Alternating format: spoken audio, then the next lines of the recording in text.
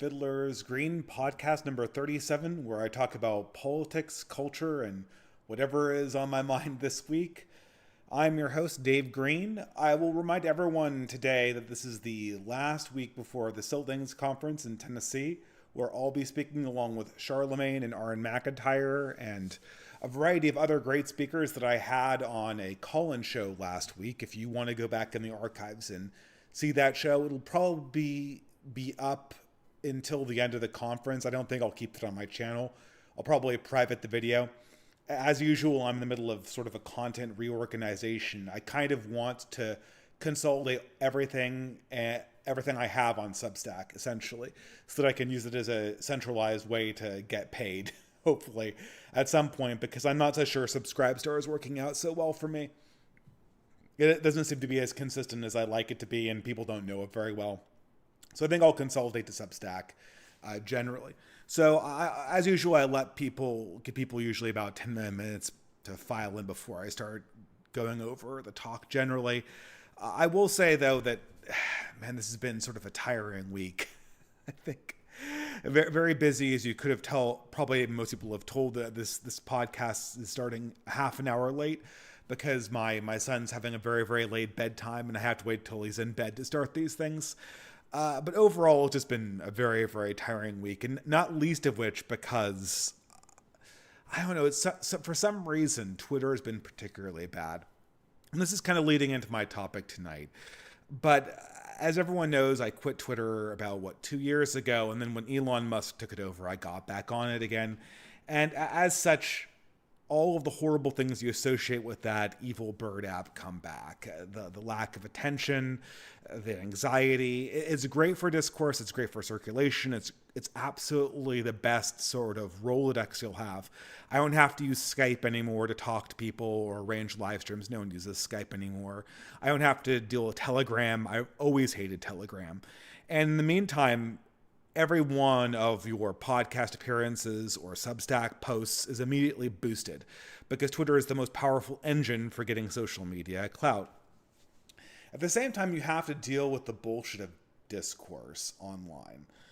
And this is an exhausting thing. It's really amazing because while we're having this discourse, and you can feel it ramp up this year as the presidential campaign goes on. You had Trump, what happened today? Trump got arrested, I think. He got indicted. Indicted again. Is this the second time? He was impeached twice. He was indicted twice. I just don't care. People have this huge outrage. Of course, liberalism is falling apart. Of course, the republic's falling apart. Tell me something I don't know. This is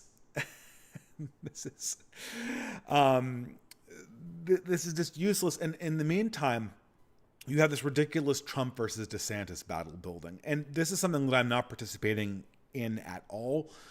But you have to hear all of the normie political podcasts in the unfortunate event that you listen to a few of them, and I do. You have to hear them endlessly talk about Trump versus DeSantis. And moreover, everyone gets into this weird fever pitch during this time. And this is the thing I've noticed. This return to Twitter, I've been much more liberal with my block button. As soon as I'm convinced that a person has nothing more to offer, as soon as I'm convinced that a person is essentially engaged in any number of just absolutely destructive, spurgy behaviors, or if they're just trying to waste my time or get my attention, I just block them. Almost everyone who I follow out of courtesy, I mute, because very few of them, they're oftentimes very good content creators generally. Oftentimes they write great essays. They have very, very insightful things to say on podcasts. I follow them out of courtesy, but half the time, a majority of the time, their Twitter output is absolutely terrible. It's unreadable, and it's incredibly vindictive, and it's impossible to deal with. I think I'm really getting to hate. I do love Carl Schmitt, and he's an essential writer, and everyone should read him. But for all of the good things Aaron McIntyre has done, mainstreaming people like Sam Francis and Joseph de Maistre and Thomas Carlyle and any number of sort of reactionary or deep right thinkers to the mainstream, I'm not so sure this whole friend-enemy distinction thing is such a great idea for. It's basically. it's being used and abused by people who don't really understand what it's about.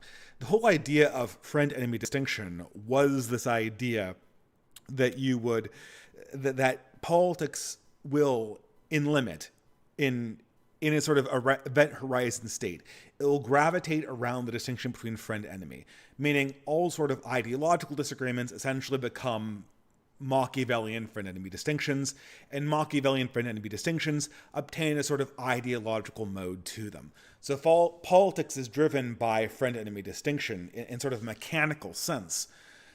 But now that people with, who are much less intellectually inclined, who don't really think theoretically about real politics, or the distinction between real politics and speaking to somebody in a conversation, now they turn around and they use this concept in the most asinine ways to indicate that they don't have to understand what you're saying, they don't have to understand where you're coming from, or they're trying to point out something that's essential, that's critical for them to understand, a truth about the universe that would benefit them and benefit their community. All they have to do is put you into the friend-enemy distinction categorizer, the sorting hat between good guys and bad guys. What pigeonhole do you fit into? And once we're doing that, it doesn't matter what else you say. And what happens on social media is that this transforms into this ridiculous cult of personalities. This last week, I've had to block no less than 3 people out of spur gouts. What happens is someone says something on Twitter, I disagree with it, and then a person who I thought was a friend just, and I'm not even like insulting the person generally, I just think that they're wrong about this topic. And I can disagree. I could even say I respectfully disagree. And what will happen is their fans, and this is especially true if you criticize anybody who's in politics or who's one of these red pill influencers, their fans will immediately come out of the woodwork, and these people who I think are reasonable people, and they'll totally spurg out with personal attacks at you because you're on the wrong side of this issue. You're besmirching this guy's name in public. What have you done? What do you have to show for it? This is an insane thing. Twitter is supposed to be an ideas space. Twitter is, who knows what Twitter is supposed to be? This is one of the problems, right?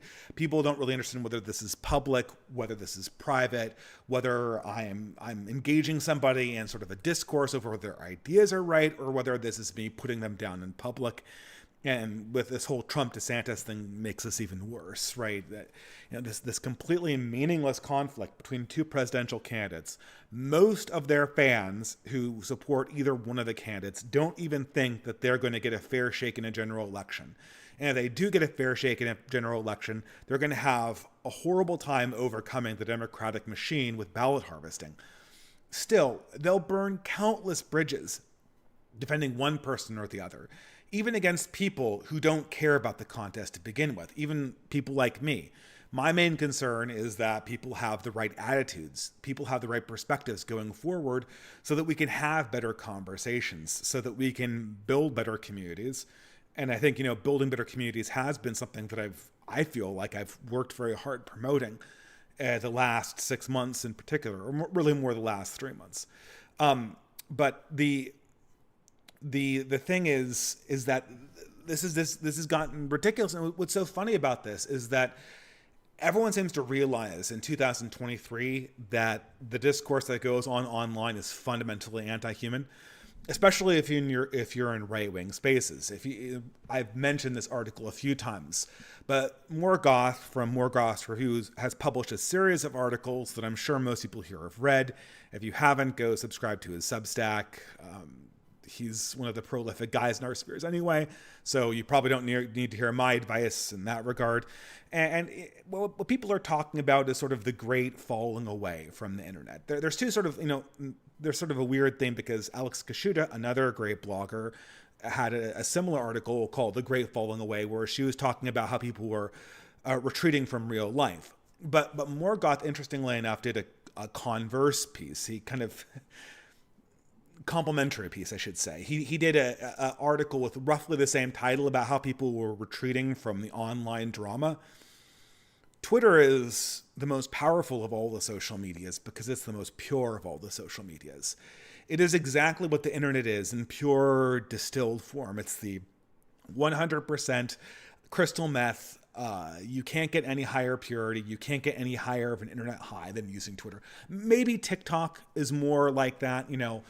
OnlyFans has sort of the skeezier element of the internet captured in all its sort of parasocial and pornographic dimensions.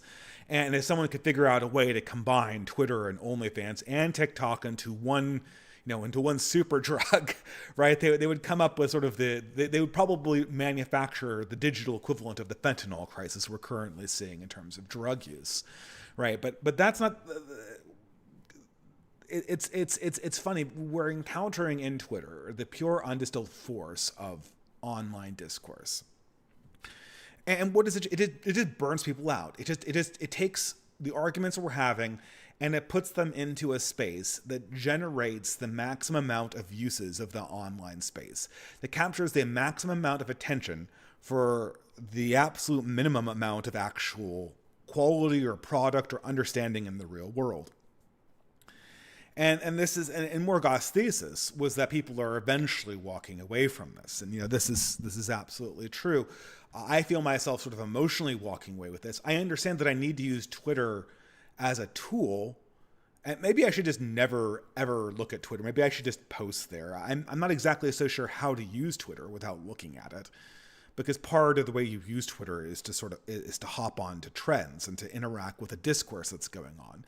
And I've had a number of good podcast episodes based on Twitter threads. The whole Sam Bankman-Fried one that everyone likes so much, that was based on stuff that I had learned. I mean, I learned of the story from Twitter. I followed up on it with Twitter. And even this one, to a certain degree, is based on Twitter. I mean, it's inspired by my distaste for this matter. But the real problem is one of discourse. Now, leaving aside the whole idea of whether we should be working on ourselves rather than having political conversations or conversations about ideas generally, Morgoth, in his essay, very notably, he was talking about things like planting a victory garden and, with a brother or a friend, and then having the wife bring out drinks for the guys when they're done gardening, and how that was sort of an organic return to humanness. But that's a larger conversation. Let's presume that we all come to the table and we all believe that discourse to a certain degree is necessary. What is it for? Anyone who watches this channel knows that I've been saying the same thing over and over again. Discourse is for the reason why we do this, the reason hopefully why you listen to me. You don't have to listen to me. But I think the reason why, especially as right-wingers, we do this is the fact that we need to develop the right attitudes towards the current spirit of the age. We need to understand what's going on in the modern world and to develop attitudes that are healthy, that are productive, that are properly situated to the challenges that are coming at us collectively. That's the reason why we do political discourse. And, maybe if you're someone more on the left, you believe in this thing called activism. And, activism in the populist sense is very questionable for the right, but it's not totally impossible. You can generate populist waves, and it does get things done on occasion. And so there's also sort of an activist dimension to that too. Again, I'm highly skeptical of this, but presumably the idea is that you're going to get some kind of benefit from this. Everyone at this stage has either implicitly or explicitly realized that the internet cannot accomplish this. That this is something that is just not what the internet produces. And so in a sense, we've become trolls. And this is trolls from the early age of the internet. Gee, I wonder if people even remember where this comes from. I'm pretty sure it comes from 4chan. But I'm not even talking about like the poll era of 4chan. I'm talking about really early 4chan. I'm talking about 2006, 2007. That's when the term became popular. And the idea is that a troll exists in a forum that's designed to discuss something. But they don't come online to contribute to the discussion. They come online to disrupt it and create drama. Right now, virtually everyone has discovered that the way you make money or the way you make good online is to generate clout and attention. And you don't do that by advancing the conversation in terms of discourse or dialectic. You do that by trolling. Or even better yet, you do that if you can confuse people, if you can convince everyone that you're engaged in some kind of dialectic, that you're communicating information, but at the same time, implicitly behind the scenes, sell them on an endless loop of drama, an endless loop of backbiting and cross cancellations, such that the only thing that's determined afterwards is just an endless amount of ill feeling and anxiety. So I mean, here's the classic cycle that I'm lifting this from German idealism. People associate this with Hegel. And every time I use an idea from German idealism, I always have to preface it with this thing where obviously I've read Hegel. I don't understand Hegel. I've had 2 or 3 PhD holders, professors, and not professors, doctors, doctorates in Hegel, doctorates in philosophy, I should say. Although, PhD has philosophy in the name. Doctorates of philosophy talk to me about Hegel, and their ideas all contradicted. But, this is one of the main ideas that's popular attributed to Hegel in the layman sense, is his idea of discourse. So here I'm, in the classic way, you'll have it explained as thesis, antithesis, and synthesis, right? But let's say, when we engage in conversation, and there is a reason why this is useful for people, because it's important to understand 2 things about dialectic in the idealistic sense. First of all, there's sort of this idea of how politics is fundamentally binary because of friend and enemy. We know that, right? Politics is always fundamentally binary because of coalitions up. And action is always unitary. There's only one idea that gets to set the actual change, set the new world into motion. And also, when we go into conversations with people, when we exchange ideas, there's a certain ideal notion of how these ideas exchange and compete with each other. And so one of my speculations, one of my ideas about why this idea of dialectic has such sort of eternal resonance with people is that it kind of brings together 2 threads of human thought, right? How are political ideas resolved, and what's my ideal way of going through a conversation with me or my friend, and so in the Hegelian dialectic, the sort of interpersonal way of resolving things in conversation is mirrored by the macrocosmic way ideas resolve themselves in terms of politics in broad historical moments. And I think this is the fundamental insight of Hegel, and also the reason why people return to him again. And please, philosophy professors, I know I haven't read it in original German. I have no pretension that this is what actually Hegel meant, but I think this is what the German idealists, one of the reasons, the form that they've alluded to that's captured people's imaginations and made their horribly esoteric ideas meaningful for people who are interested in practical politics and practical conversations. So how do conversations ideally work? How do exchanges of ideas on a mass scale work? If we were talking about changing ideas, if we're going from a movement from monarchism to republicanism, or from Catholicism to the Reformation, how are ideas processed? How do new ideas come to the floor? Well, again, paraphrasing, we start with some kind of status quo order. The status quo order encounters a crisis via changing circumstances. So circumstances change radically through historical forces, and society finds itself in a crisis. A problem emerges, and the status quo answers do not have a proper response to that. After the crisis emerges, individual people with their experiences, with their contemplation, with their own ruminations, they experience the problem, they deal with their own experiments, they have an organic understanding of the issues at play. They see the problem in their own lives. Think of, to borrow a Carlylean example, the one person he's fond of calling a hero, the original Martin Luther. There is a crisis in 15th century Catholic, early 16th century Catholic theology that's going on at the macrocosmic level. And there's a crisis of political power when it comes to the Holy Roman Empire and its conflicts with France and the Italian city-states. that's been going on for hundreds of years. But Martin Luther King experiences this in his own religious vocation, and he contemplates, he ruminates, and he comes up with some divergent idea, right? And the divergent idea is Protestantism. And so through a process, and this obviously creates more conflict. It takes the crisis and it develops it into ideological sides. This is what creates the core of politics, is that everyone who's experiencing this crisis, hopefully they're like Rumi's wise men and the elephant, they all see different sides of the problem, and they all come up with divergent solutions and views of that problem. And they need to take this and put it into some political action. And this gets us to the dialectic or the discourse element of this cycle, which could be conversation. It could be literal war, obviously. The final argument of kings, as Louis XIV would say, ultima regnaris. Oh, good Lord. I can't remember the Latin. I got to look it up now, guys. I'm sorry.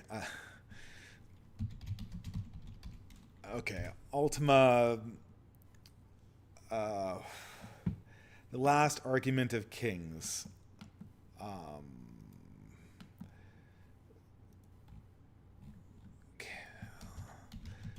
Give me a second, guys. Ultima ratio regnum.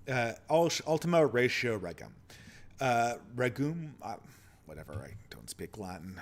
Bad Catholic. But the discourse embodies a conflict between these ideas, where these ideas try to prove themselves as being the rulers, either through force of arms, or through force of persuasion. And through this political conflict, some synthesis of the ideas comes to the fore. This synthesis could be one side take all, which is very rare, but most of the time, as in the case of sort of the Treaty of Westphalia, which I think would sort of be seen as the synthesis of Reformation Europe, almost 100 years, actually more than 100 years after Luther. This conflict comes to some kind of new resolution, and through concerted political effort, through all the parties involved, a new status quo political order is obtained. And so in this process, what you see is a way for collectives to resolve problems in an orderly fashion. And what it should generate is it should generate community. It should take crises that are in the real world, that are imminent on you, that you're experiencing, and translate them into, I guess it could involve war in the Hegelian sense, but let's say we're limiting ourselves to conversations. Let's say we're limiting ourselves to rational dialectics here. It should take imminent real world problems, and through a process of dialectic, it should transform them into a way that you can actually apply effort and apply political force to obtain a new status quo, a new order. Anyone who's been watching the internet troll dialectics understands that this works exactly in the opposite way. What you have is a process where everyone's perpetually dissatisfied because absolutely nothing is decided in their own lives. They have no concept of their own identities. They have no concept of themselves as individuals with moral or spiritual worth. They are very, very atomized. As a consequence of that, they voice their complaints online, and then the online feeds them a bunch of parasocial relationships on social media. They develop completely hypothetical solutions, and when their hypothetical solutions don't implement themselves, they result to scapegoating, backbiting, and drama. And then the futile complacency leads back to perpetual dissatisfaction. I mean, it's kind of funny. You see this a lot with this was really something you saw coming out of a lot of the right-wing communities around 2016. So many of them were completely fake identities. They had real grievances. They had legitimate grievances.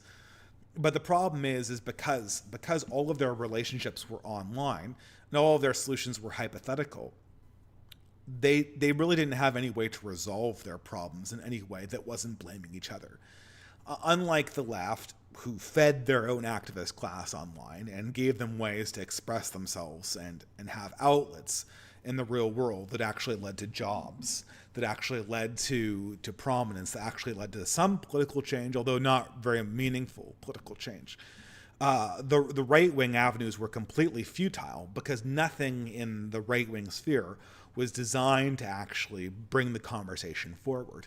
The establishment conservatives at the National Review, and what was around that time, the Daily Wire was just starting at that time, the Federalist, and a lot of those places have changed for the better, I will say that.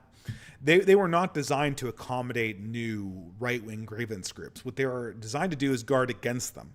They were designed to be gatekeepers and quality filters. And so for most of that first half of that period, I remember this very distinctively, and I say this to Aaron every now and again, I mention this to him, with a lot of the people in the publications that promote the hell out of him, I reached out to them in 2017 and 2018, and they flipped me the bird. And that's not, I'm not like jealous or anything, but this is just the reality of what it was like to be a dissident writer in 2017 and 2018, was to essentially be on the outside of things. Nobody was cooperating with you to bring you up through the ranks. And so the solutions you came up with were 100% all hypothetical. You couldn't develop a community. You certainly couldn't protest. The few attempts people tried to do that with were complete disasters, even leaving aside that one big disaster that everyone's very aware of. And so what eventually happened? Eventually what happened was this just result, since there needed to be an outlet, and there could be no synthesis, it was just scapegoating, it was just drama.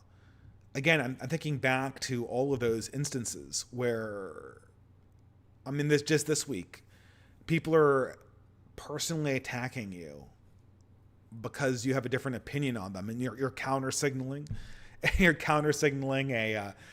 person that they like. Either way, but I kind of wanted to do this during this live stream. What was talk about how to get discourse back on track.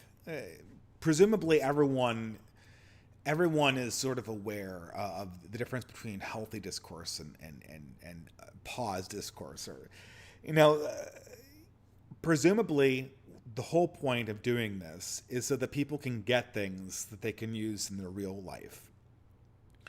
Once you engage in healthy discourse, you should have a better understanding of the people that you're talking to. You should be refocused in your own lives on areas that you control. You should be discovering new things, hopefully beautiful things, and there should be an increased amount of order.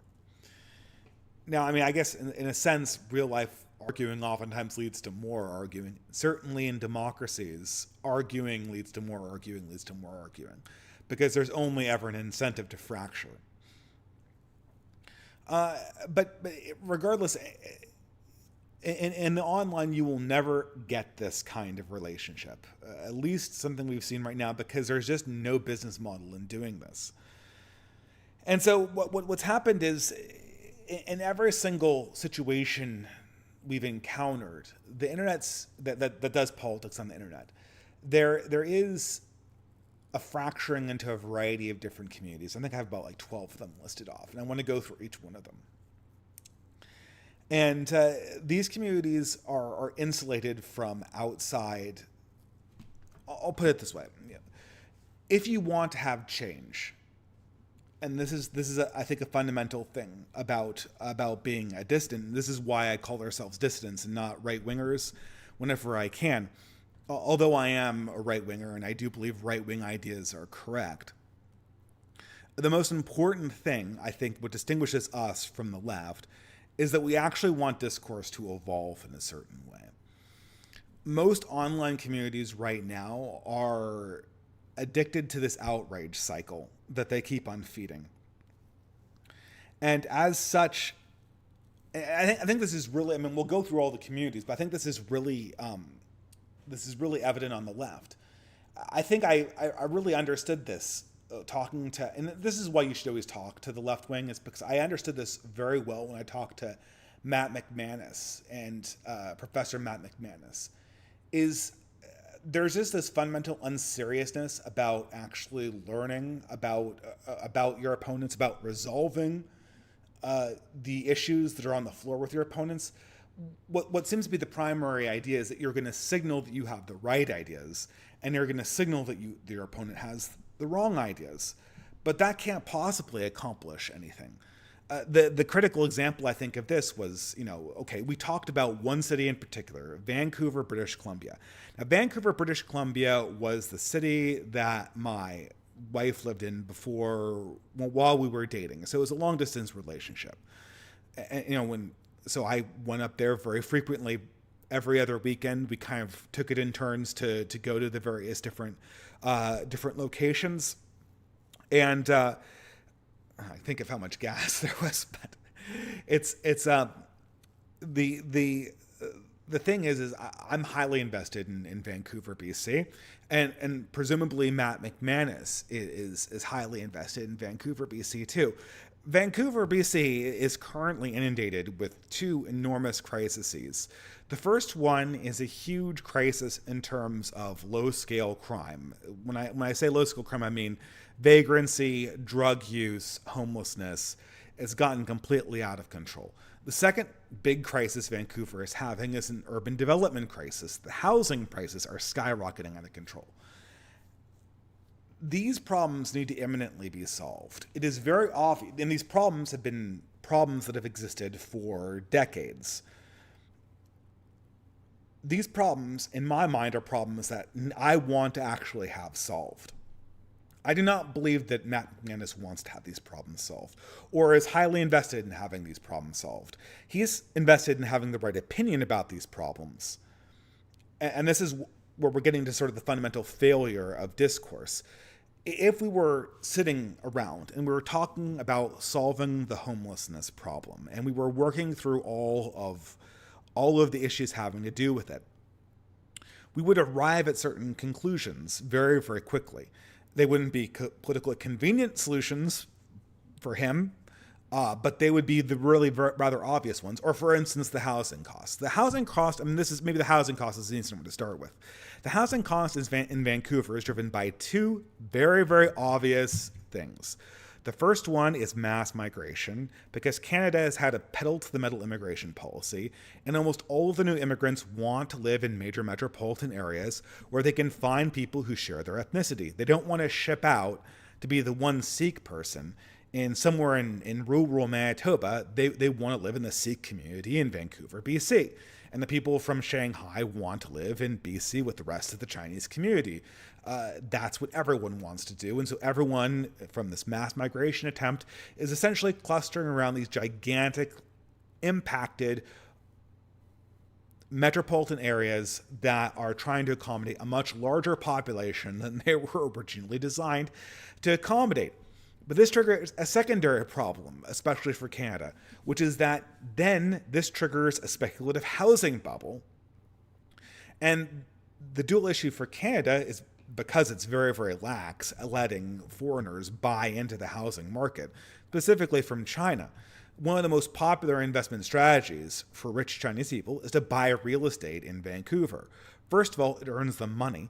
Secondly, because of Canada's very liberal immigration policy, it gives them an easy out if they want to escape from the mainland Chinese government for any particular reason. Maybe there's some criminal concerns, maybe they don't like something that China's done. It's this amazing escape valve that that allows them to make this investment. And so you have, once this barrier was up, there's this enormous investment that comes into the Vancouver housing market. And it skyrockets the price well beyond anything that anybody could pay for. Now, it makes a variety of boomers incredibly rich because they can refinance their third home and go on cruises for the rest of their life. They can spend, because now their house that they bought for some initially incredibly small price is worth $10 million. because there's 1,000 people who want it and who have all this newly minted Chinese money and nowhere to spend it and no desire to spend it on mainland properties in China, who want to buy up their little 2-bedroom house near the center of Vancouver, British Columbia. And this creates this horrible pile-on in the housing market, accelerating it past anything that you'd see in America, because these two effects are essentially like America, but on steroids. So there are two very obvious solutions to this problem. The first thing is to stop mass migration so that you don't have a skyrocketing population of urban areas. Try to grow from birth rate and not from immigration, as much as that is possible in Canada's case. Second of all, ban foreign investments. And limiting immigration will help do this, because part of the reason why people buy these houses is because they could presumably, with very, very little effort, emigrate there. Both of these solutions are completely unfathomable from the left-wing point of view. They are the obvious solutions to actually fix this problem. The same thing is true for drug use or petty crime. The obvious solution is to institutionalize drug users and people who are clinically insane, and then crack down on petty crime. This is the only solution that is at all plausible. These whole ideas like Insight Clinic, a clinic that we started 10 years ago that only accommodates a small number of people, and that wasn't scaled up, almost certainly because it was piloted on a bunch of best case scenarios, which generated the good empirical data progressives brag about. This is an excuse not to do what's obviously there. And so this conversation can't occur. What occurs is this fake position, which, Matt McManus or whoever's promoting it's going to troll me with, and then nothing. And then we're going to retreat into our corners and kind of spike the football and show how virtuous we are.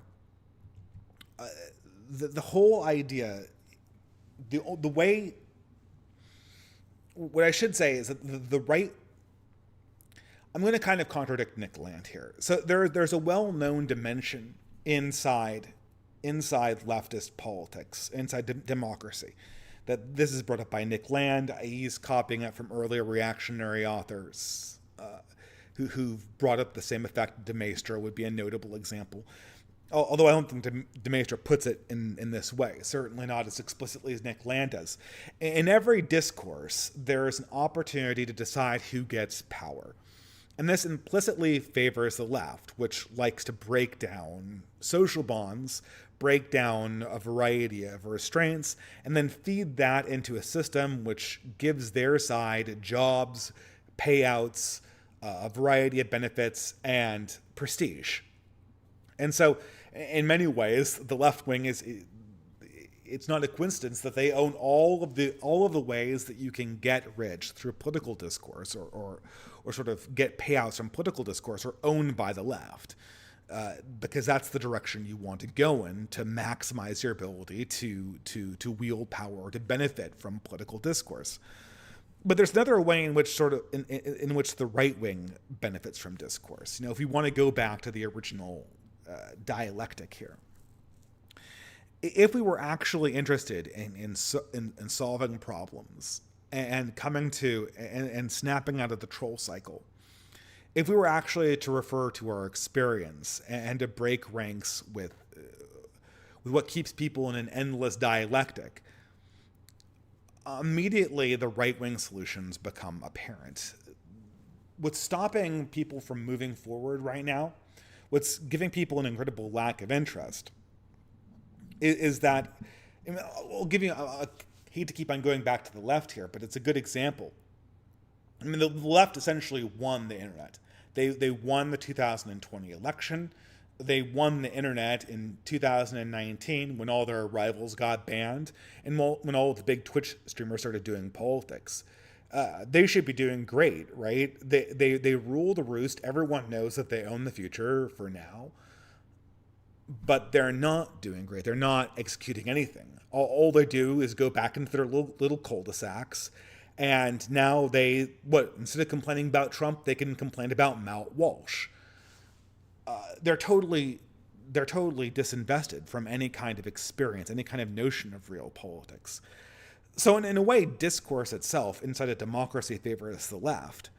But the experience of real political consequence and wanting to address a real political problem and wanting to do well, wanting to come to terms with what's actually going on in our society, that benefits the right wing. Or I should say, not really benefits the right wing, it benefits not the progressive wing. It benefits the people who are trying to work against the illusion of the system. So, the kind of following along my thesis here, and this is a little bit of a disorganized talk, but whatever, it's kind of the last one before selling, so you're here for what you're here for. I think at this stage, virtually all online communities have a pattern where they promote a cycle of discourse, and they don't actually move forward or break out of the problems. What I'm looking for is, I'm looking for people to sit down with me in a conversation, discuss a problem, and come to a certain set of solutions that can manifestly improve the health of the communities that I represent and manifestly improve the communities that they represent. And then we'll have a better understanding of the actions that would be necessary for each of us to take to make the world a better place going forward. This is the conversation I was hoping to have with Matt McManus. I hate to go back to that one, but I mean, I could reference a conversation I had privately or on Twitter, and no one would know about it. So it's a good example of this stuff. And instead, what did you get? You got a lecture with sort of, an argument stapled to the side of it, or debate stapled to the side of it. What you're looking for is you're looking for a way of looking at somebody else who's sitting across the aisle from you, asking what are their values, what's stopping us from getting to a better. Oh, come on. This is ridiculous.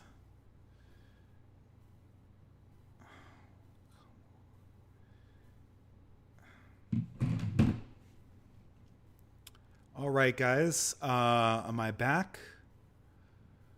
Okay. All right. Sorry about that. See if I can get this back online. What? Yeah, so I had a power surge here, so I apologize for that. Anyway, all right.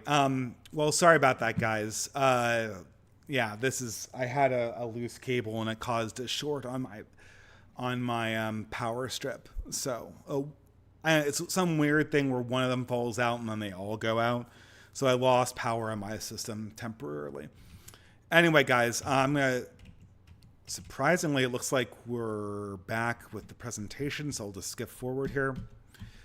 Can you guys all hear me? I assume that since I don't hear any F's in the stream, that's the case, that everyone's hearing me right now. All right. Okay. God, now I need to remember where I am. So I do think that, I wouldn't be doing this channel if I didn't think that there was some benefit in discourse.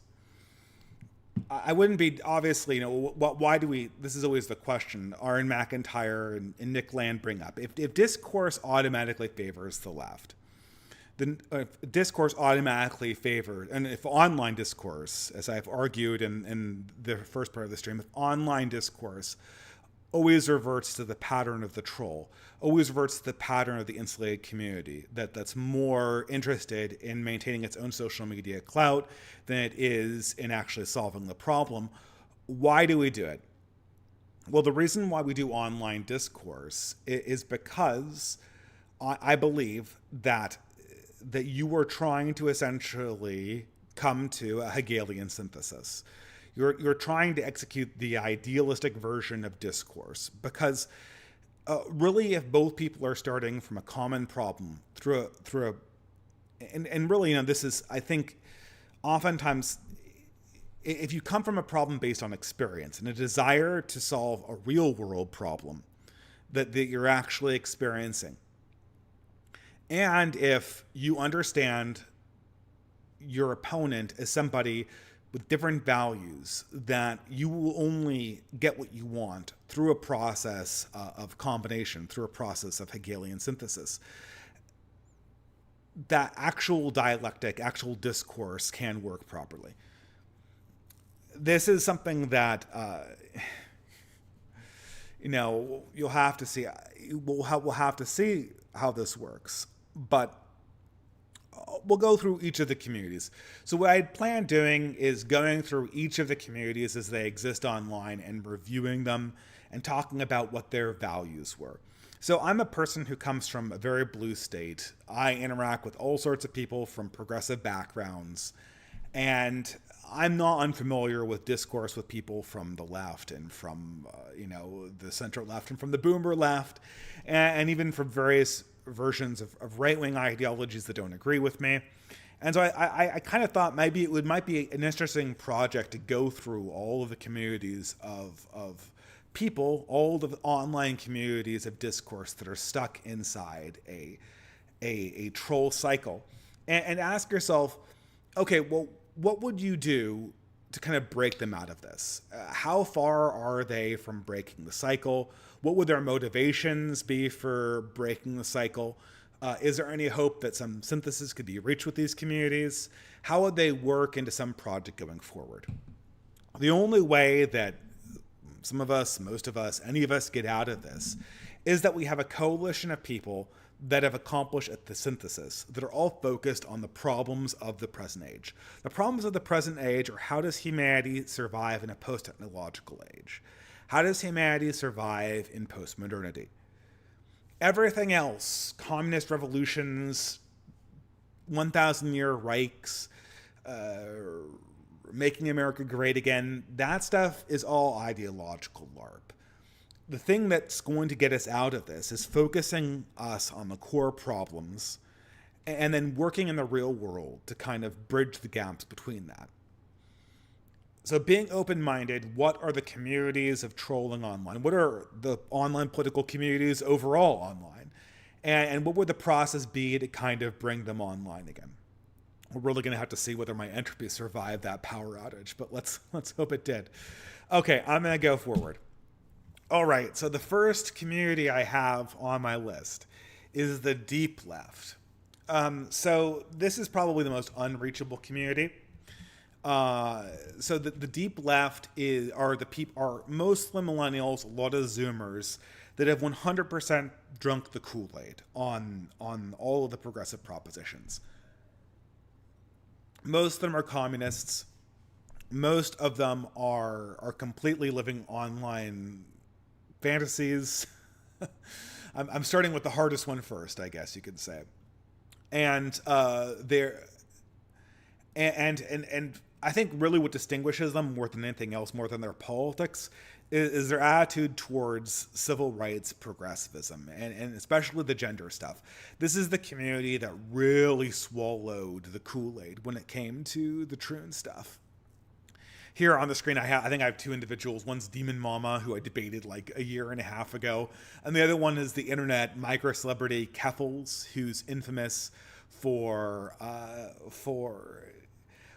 variety of things. Mainly, they're infamous for canceling people and for organizing cancellation campaigns of people like Destiny. So, again, already kind of a horrible person. On top of that, they're famous for organizing the illegal distribution of HRT to minors through internets and through home brewing drugs and sending them out to people that they have convinced are transgender and need to either block puberty or literally transition to the opposite gender without their parents' approval, without medical oversight. Where do we start in this? I'm going to go down the list. And what are the values of the deep left? The values of the deep left are identitarian in nature. The values of the deep left are to preserve a sense of themselves as being righteous crusaders and also having any identity whatsoever. There is no identity these people have that is not caught up in the left-wing crusade for more and more and more power. Furthermore, so I mean, I think this is sort of perhaps the unreachable. I don't think there's any way that you can really break them out of the cycle. The cycle, and you can watch people like Demon Mama, and it's actually kind of entertaining to watch some of these deep leftists. They're mainly on Twitch, but they're largely focused around drama, around gaming streams, some lifestyle stuff, but mainly an endless rundown, a recrimination of conservatives, a recrimination of people who oppose mainly the transgender issue, and an assertion that anybody who steps off the bandwagon is enabling a genocide. The value here, I don't want to call it a cult, but everyone in the deep left gets their primary identity through some association with the left wing in a way that is totally inescapable without complete ostracization. They always have to be fighting a battle, and anyone who breaks ranks in that battle is immediately the worst person ever. Their contradictions are, the main contradiction that they face, the reason why they never get out of the troll cycle, is that although they claim they want change, they fundamentally cannot pursue any change whatsoever because of the Lindy effect. What the deep left, and I have like 7 leftist groups here, but here I'm specifically focusing on people like Keffels and Demon Mama. The second the dialectic changes, the second power changes hands, the second you have people like Rachel Levine no longer in power, or there's a change in perspective on this whole transgender thing, this entire community is not just going to have to take a bite out of the old shit sandwich. They're not going to have a small decline in social power. They are, in the immortal words of Spandrel, their status is going to sink like a hammer in a well. People like Keffels, if things revert to even a little bit of sanity, might even be facing criminal prosecution. And certainly they'll be seen as borderline criminals by anybody who's interested in the continuation in the continuation of the human race, or in curing people's inability to function offline. Keffels can only exist online. Demon Mama can only exist online. If they're in the real world, all of their power will fade away. And these trans identities can only be facilitated online, because only online do they get the kind of perspectives, the kind of feeling of heroism that they need. So the contradiction in the deep left is that the radical change they say they want and they sell to their audience as the ultimate goal can never be actually achieved, because they can't move at all. They can't deviate from their ideology one iota, or they'll cancel each other. This is the sort of famous first person out of the door. They're part of a combine, and no one person can violate the combine, because although everyone knows the combine is going down, the first person to step out of the door is going to get dogpiled, and they're going to get it much, much worse. This is certainly what's going on here, and there's no way that the combine can move an inch ideologically. They also cannot break rank with the Democratic Party line, because the Democratic Party is really the only party in existence ever that would tolerate these people. If Xi Jinping's Communist Party came into existence, if Mao's Communist Party came into power in America, if Lenin's Communist Party came into America, if any government, any left-wing government anywhere came into power, these people would be purged, the first thing. And so that they know that they're, at the same time they present themselves as radical, they're completely beholden to the system. They're completely dependent on the system that they want to subvert. And as a consequence, they have really zero desire in breaking the troll cycle. Not only that, I mean, the troll cycle is it's everyone else on this list has the troll cycle as kind of an ancillary feature of their identity. For these people, it's their entire identity. So I'm going to go on to the next category of leftists. The next second category leftists are what I call the DEI hire-me's, the pick-me's of the... This is, usually if you're a fan of Dan Baltic or whatever, the welcome to hell people, anybody who likes doing the usual jokes about millennial white women. This is where they all live. These are the urbanites that make up the HR departments that lecture. These are the progressive Karens. These are the people who populate urban areas and wear yoga pants and talk about lifestyles and wear 5 masks and are quadruple vaccinated and have 3 cats and are unmarried. This is where they all end up.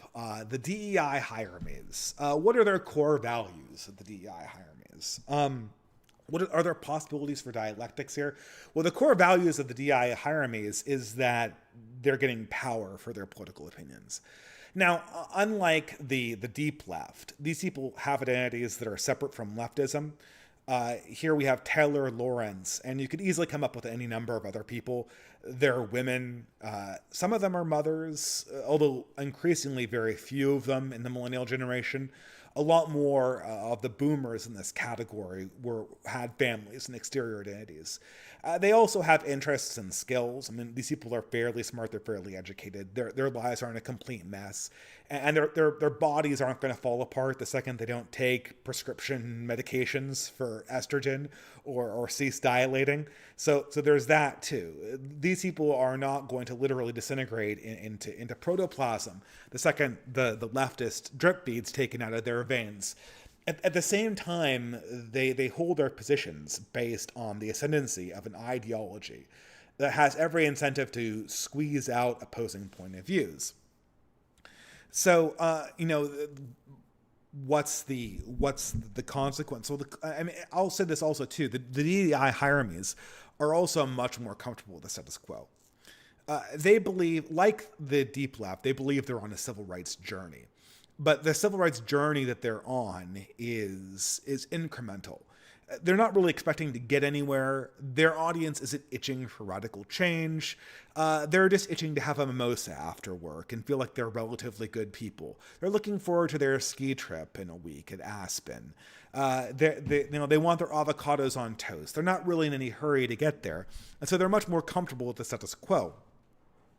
But they understand also that the only reason why they have power is that they have a monopoly on public discourse.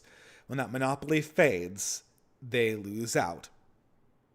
So, unlike the deep left, which promises radical change but is nevertheless chained to the Democratic Party inevitably, the DEI hire-me's are chained to the Democratic masters indefinitely, but they're kind of into it.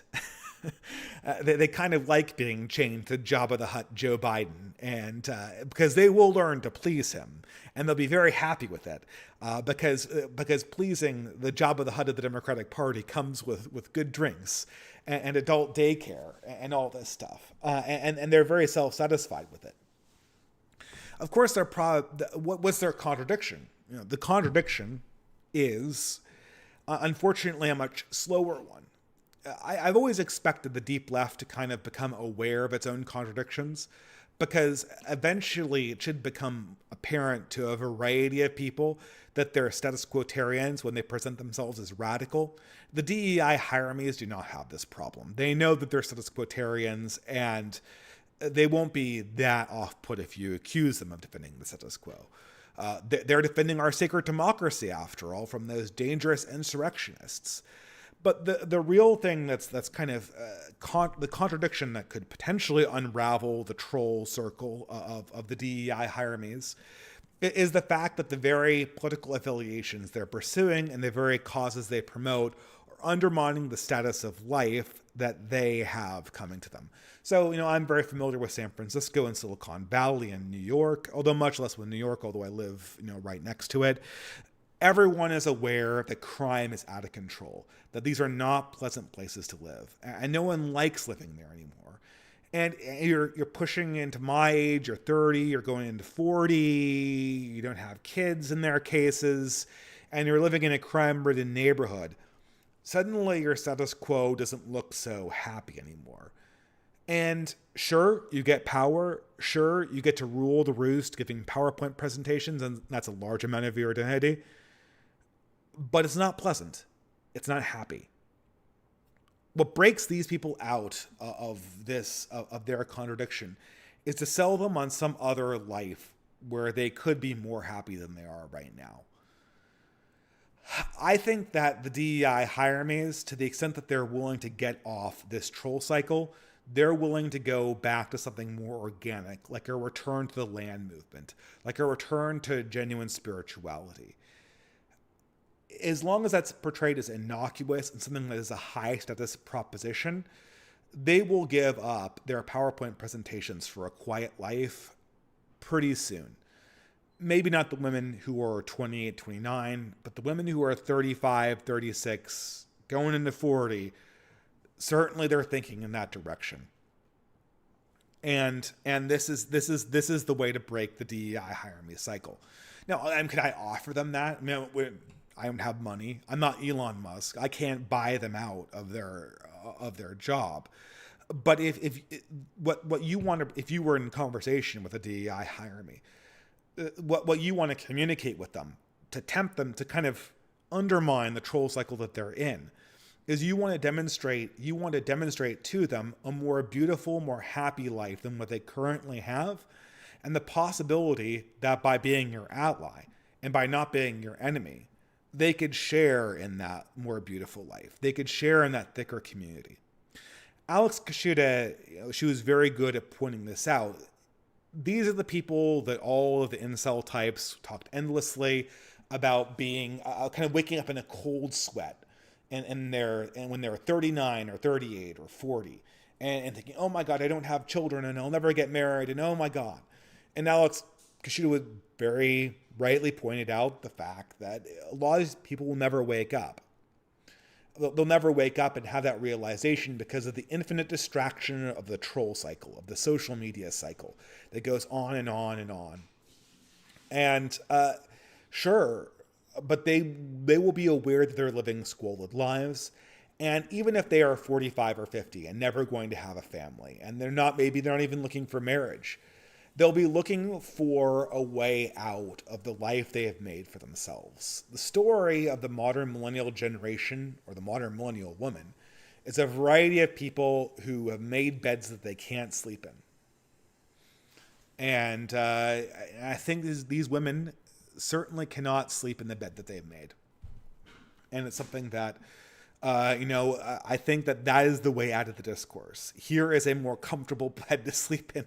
Hopefully not my own, but maybe one of a more rustic variety where you can make handcrafted candles and run a bakery and provide other wholesome services for a community that actually values you.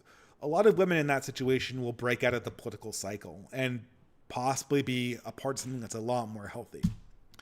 All right, on to my favorite group of leftists, the academics. Oh boy. I don't know. This is another one of. It's in some sense this is a different variety of the DEI pick-me's. The modern academics, they differ from the DEI pick. First of all, like the DEI pick-me's, modern academics realize that they're part of a system that is totally ideologically controlled. Even people like Ben Burgess, had these conversations with him online. He knows that the academy is totally politically biased and totally politically dominated by the woke left, that this is causing them to come to conclusions that they wouldn't come to otherwise, that everyone can see it. And he also knows that if this situation wasn't happening, if he wasn't benefiting from the system, he wouldn't have a job. And more importantly, Ben Burgess and Matt McManus and the Freddie DeBoers of the world all know that if they break from the system hard, they will imminently not have a job. What keeps them employed in academia is being in relatively good graces with the left. And if they break faith with the left, they're going to get evaporated out of the situation. Now, I don't know, is there some, their core values is, their core value is identitarian again. With the deep leftists, they needed to have the identity built up from whole cloth. They felt like they were failures of a human being. They hate their bodies, they hate their souls, and the leftism becomes every element of their personality. For the DEI pick-me, the identitarian, it's really a question of power. It's really a question of, well, I know who I am, but I feel weak, and this position makes me feel more powerful.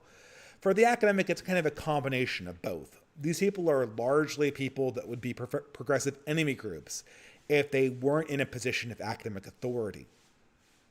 If they weren't in a position of academic authority, they would be essentially kind of considered a quasi-enemy group, and this is the only way they can define themselves as somebody that you should really pay attention to.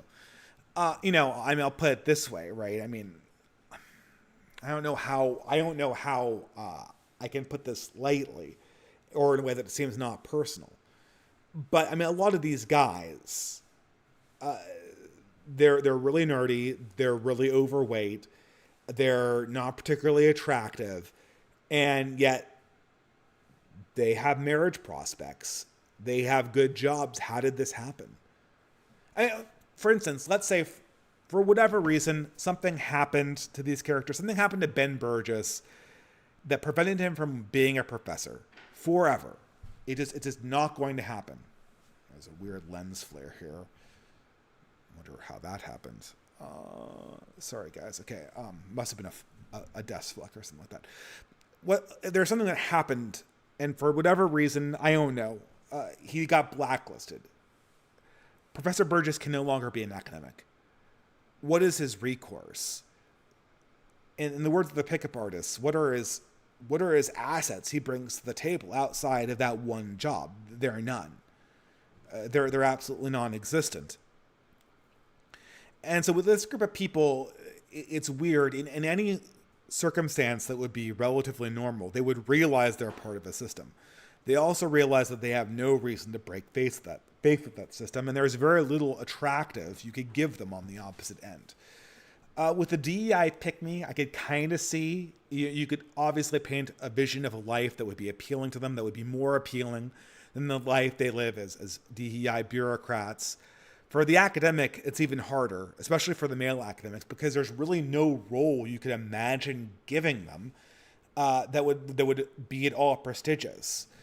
I suppose, and maybe some people like Freddie de Boer or these other, Slavoj Zizek, I don't know. These people will never break from the left because, again, they will lose all prestige if they do.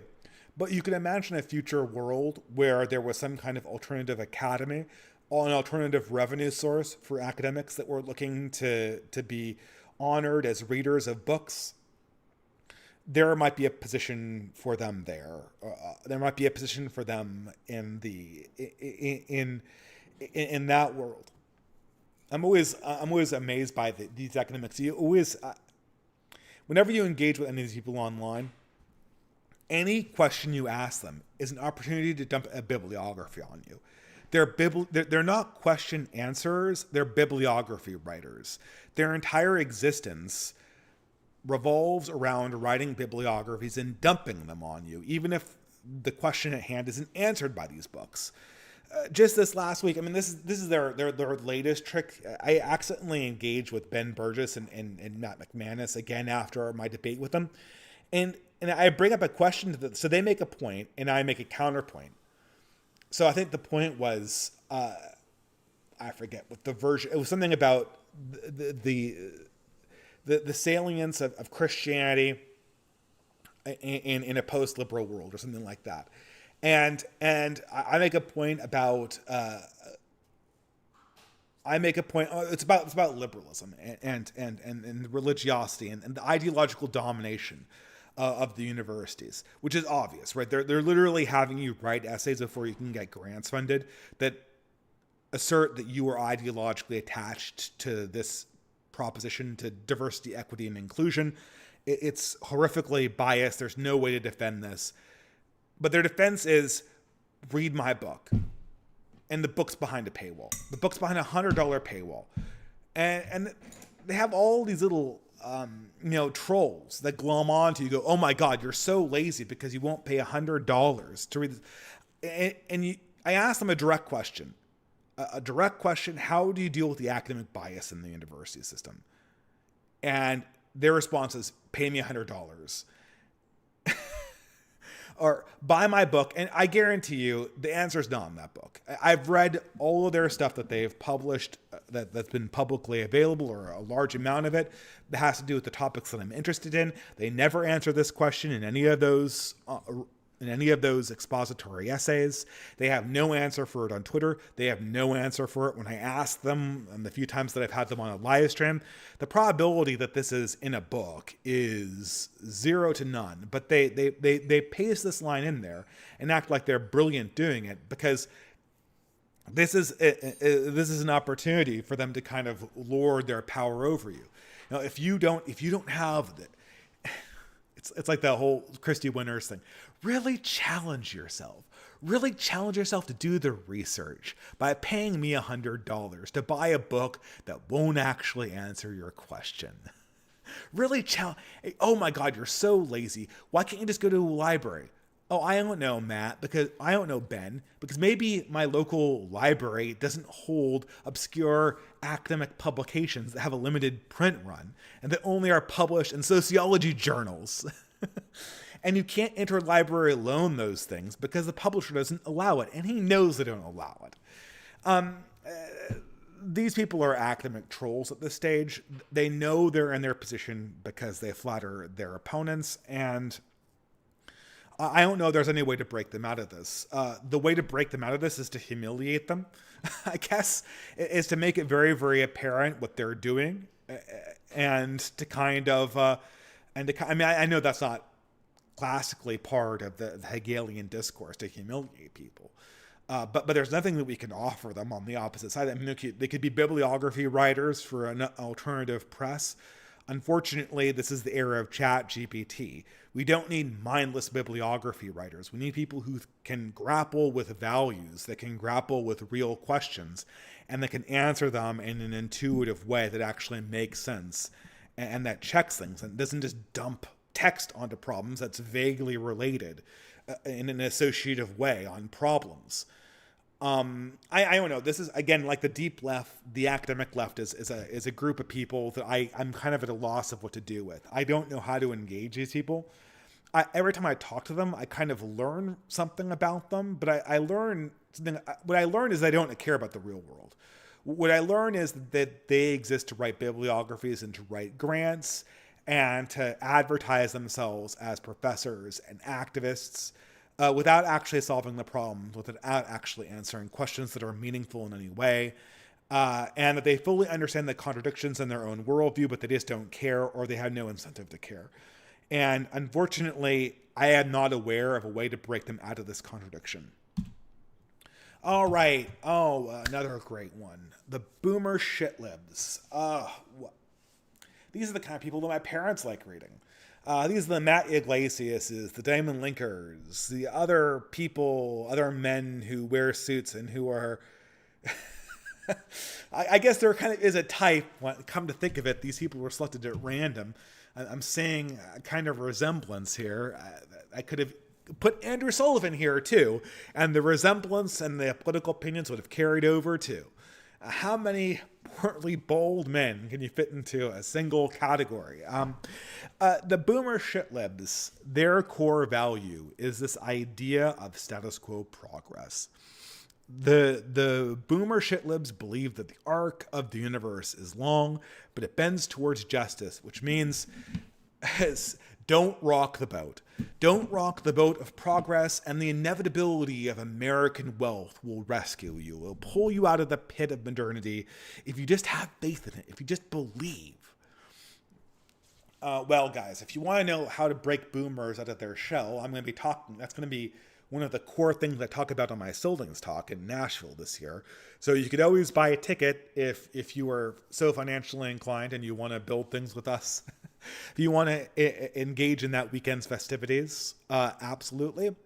I don't know. The contradictions of the boomer are too numerous to enumerate here or to list succinctly on a live stream.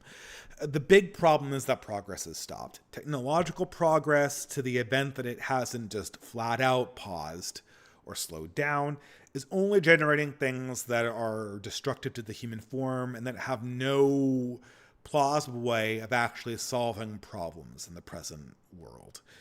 The financial system is absolutely wrecked, and the debt that's being generated to facilitate the boomer generation's retirement is going to absolutely bankrupt the next generation if we have very many more generations, because the birth rate's absolutely falling through the floor. I don't know. I mean, the way you convert boomers is, you don't really convert them. The contradiction is right in front of their nose. And until they actually look at that contradiction and address it, they won't actually get to the heart of the problem. Damon Linker is a good example. I did a tweet thread on him this last week. An interesting man. Somebody who I read back when he wrote for a magazine called First Things. Now, First Things was very interesting because it was a magazine that I read when I was an atheist, and also had read when I became a Christian and a Catholic. And it was very formative in my early development ideologically coming back to the faith. Now, Damon Linker was a person who was hired as a conservative for this magazine, broke rank with the leadership over the subject of the Iraq War. Now, I was hugely against the Iraq War, so I was thinking to myself, oh my God, I'm a progressive, I'm becoming Catholic. This guy also doesn't like the Iraq War. I could really learn something from him. And I think Damon Linker is the guy that changes his opinion. Even if the editorial staff, even if Father Newhouse from First Things, he drunk the Kool-Aid on the neocon line, this guy speaks truth to power. I wrote a tweet thread about how, it didn't pan out. Once Barack Obama happened, he became an apologist for the status quo again. And he went along with every single thing that the status quo did. Every single little thing that came out of the Obama administration was the best idea ever. Just stay the course. Don't rock the boat. Worry about radicals. Oh man, anything that's to the right in National Review, that's theocracy. He wrote this entire breathless book about theocracy and about how if we didn't legalize gay marriage and the LGBTQ2 spirit stuff, we'd be on the road to the Handmaid's Tale. He did that as a sort of FU to First Things and the editorial staff that was hired by Father Newhouse back in 2009. But you got the sense that this was a broader position, and he had adopted a more popular enemies. And so, I lay out all these questions, and I end this, and I kind of attack him when I go, the world in 2009, when I started reading you, Damon, and I know he read this because he replied back to me in a snarky way as I was writing this out. I said, I thought, I supported, even after my conversion to Catholicism, I supported gay marriage for a few years. And what I said was, when I signed on to this project of moderate progressivism, this was based on there being certain assurances that the adults were in charge, that progressivism was self-correcting, that there would be lines you didn't cross, that you were actually interested in being bare-handed. Everything we've seen since 2016 has demonstrated the exact opposite of this, that the left has absolutely zero ability to control itself or draw any reasonable lines. They're only willing to spurg out and to feed their own biases so that they can be on the right side of history, so that they can stay one step ahead of their DEI committees and everyone who holds their futures. And, what am I supposed to do? I'm supposed to see a declining world. I'm supposed to see inflating currencies and declining families and falling birth rates, and I'm supposed to blame what? The Republicans, the evangelical menace that will turn us all into the Handmaid's Tale, Red America, Hicks from the South. None of these groups that Damon Linker or Matt Iglesias complain about again and again and again are plausibly responsible for any of these problems. Yet that's all that we'll ever hear about them. Obviously, Damon Linker, and what does he do? What does Damon Linker do when I ask him that question? He blocks me. He tries answering it by scoffing at the question, and then when he realizes that I have the numbers, he blocks me. You can't change people's opinions who are who get paid. You can't make people see something when they're paid not to see it. But the way to resume discourse with the boomers and I really mean people who are reading these people more than these guys themselves, is to point out the actual state of the world where we live. Progress is not occurring. All right, well, let's talk about the mirror image, the conservacons. I can't remember whether I put James Lindsay into this category. I mean, these people are just so boring. I don't know. I guess my in-laws read Jordan Peterson and they love him. They read Ben Shapiro and they love him. I guess we're rehashing William F. Buckley. We're going to be the right, most respectable thing, have all the right opinions, but not too far. And we're going to manifestly ignore the systematic things that have brought us to our current state. I don't really know what to say to fans of Jordan Peterson, because I think that the contradiction is just that they have no idea what time it is, and they have no idea how politics actually works, and as such, they just rehash the same kind of talking points again and again, and they are not able to take steps forward in any meaningful direction. Really, you're talking to fans of these people. I mean, what are their values? Their values are the same as the boomer cons. They want to not rock the boat, but they also want to reverse the direction of the boat. So it's even more contradictory. They know that they're fighting against the right side of history, but they also... It's one thing not wanting to rock the boat when you argue that the boat's going in the right direction. These guys want to not rock the boat when they know the boat's going in the wrong direction.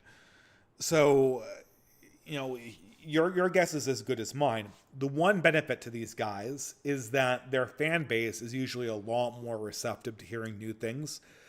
90% of the Jordan Peterson fans that I've talked to, they're aware that Jordan Peterson is stuck in a mode from 2012 or whenever he stopped thinking. I mean, certainly after his whole experience with benzos, kind of ruined him in a lot of ways.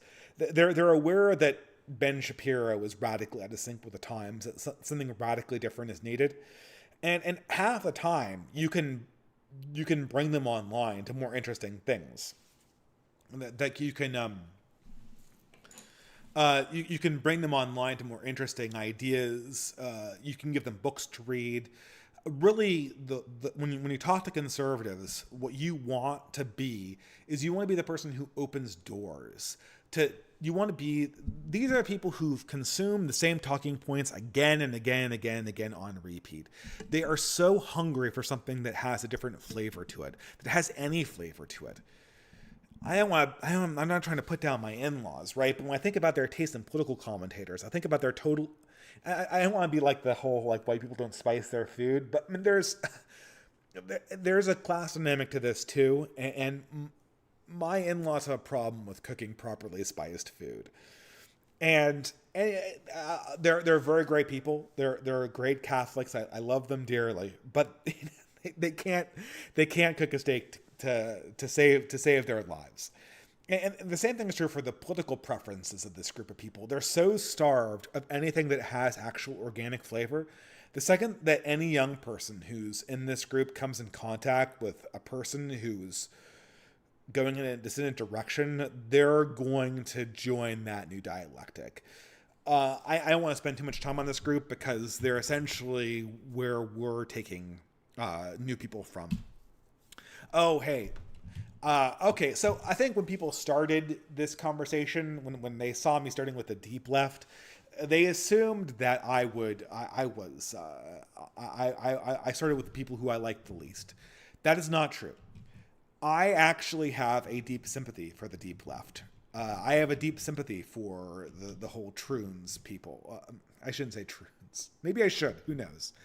I have a deep sympathy for the deep left and for the people who just jumped in with both feet.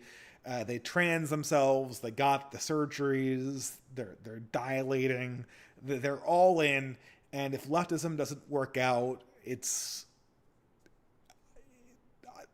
I don't know, it's some form of self-harm, or because there's certainly their ability to conceptualize a recovery from that are vanishingly small. And but here's the thing, right? I actually kind of respect that because unlike a lot of the other people that we've already been over, what's the one thing about the deep left that's deeply admirable? I attempted to make an R.N. McIntyre style meme based on this unsuccessfully. The thing that's admirable about the deep left is they actually believe what they say. They're true believers. And I definitely respect any true believer of a faith, even if the faith is completely inhuman and egregious. The consumer left, this is the dirtbag left, and this is a group that I've kind of been interested in for a while. These are the people from El Chapo Trap House, Vosh, the Amazing Atheist. And the reason, well, why didn't I put Vosh in the deep left? I put Vosh in the deep left because he obviously doesn't believe what he says. For Vosh, this is a shtick. This is a shtick. This is a thing he's doing. This is a game he's playing. The only thing they believe in is consumer pleasure. They don't like this idea that they could be constrained in any of their creature comforts by an external force. This is why, for this group, atheism is such a big deal. I every now and again I check in on El Chapo Trap House, and it is unlistenable. It's a bunch of snarky millennials pushing 40, joking about pop culture tropes from the early 2000s. It's the Adult Swim mindset. For those non-Americans, Adult Swim was a program. It was a television. I don't know what you call it, syndicated program that played various edgy cartoons from the early 2000s.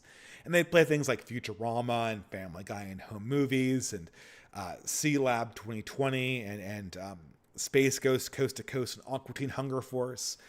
This was and everything was deeply ironic. Everything was deeply ironic in Adult Swim. And everything, the message of all Adult Swim shows was that all belief systems are stupid except for what you're literally consuming. A person is just, life sucks. You get as much pleasure out of it, and then you just die. And you're trying not to be an asshole until then. Yeah, Robot Chicken's another one of those things, right? And when you saw TJ Kirk, the Amazing Atheist, he was one of the first YouTubers I saw way back in the day when he was debating against this libertarian guy called Lee Doran. And, it's one of those things, Black Horse, he's one of my friends on Twitter. He published I should go back and, the Amazing Atheist was an atheist. He was one of the original atheist vloggers from back in the day.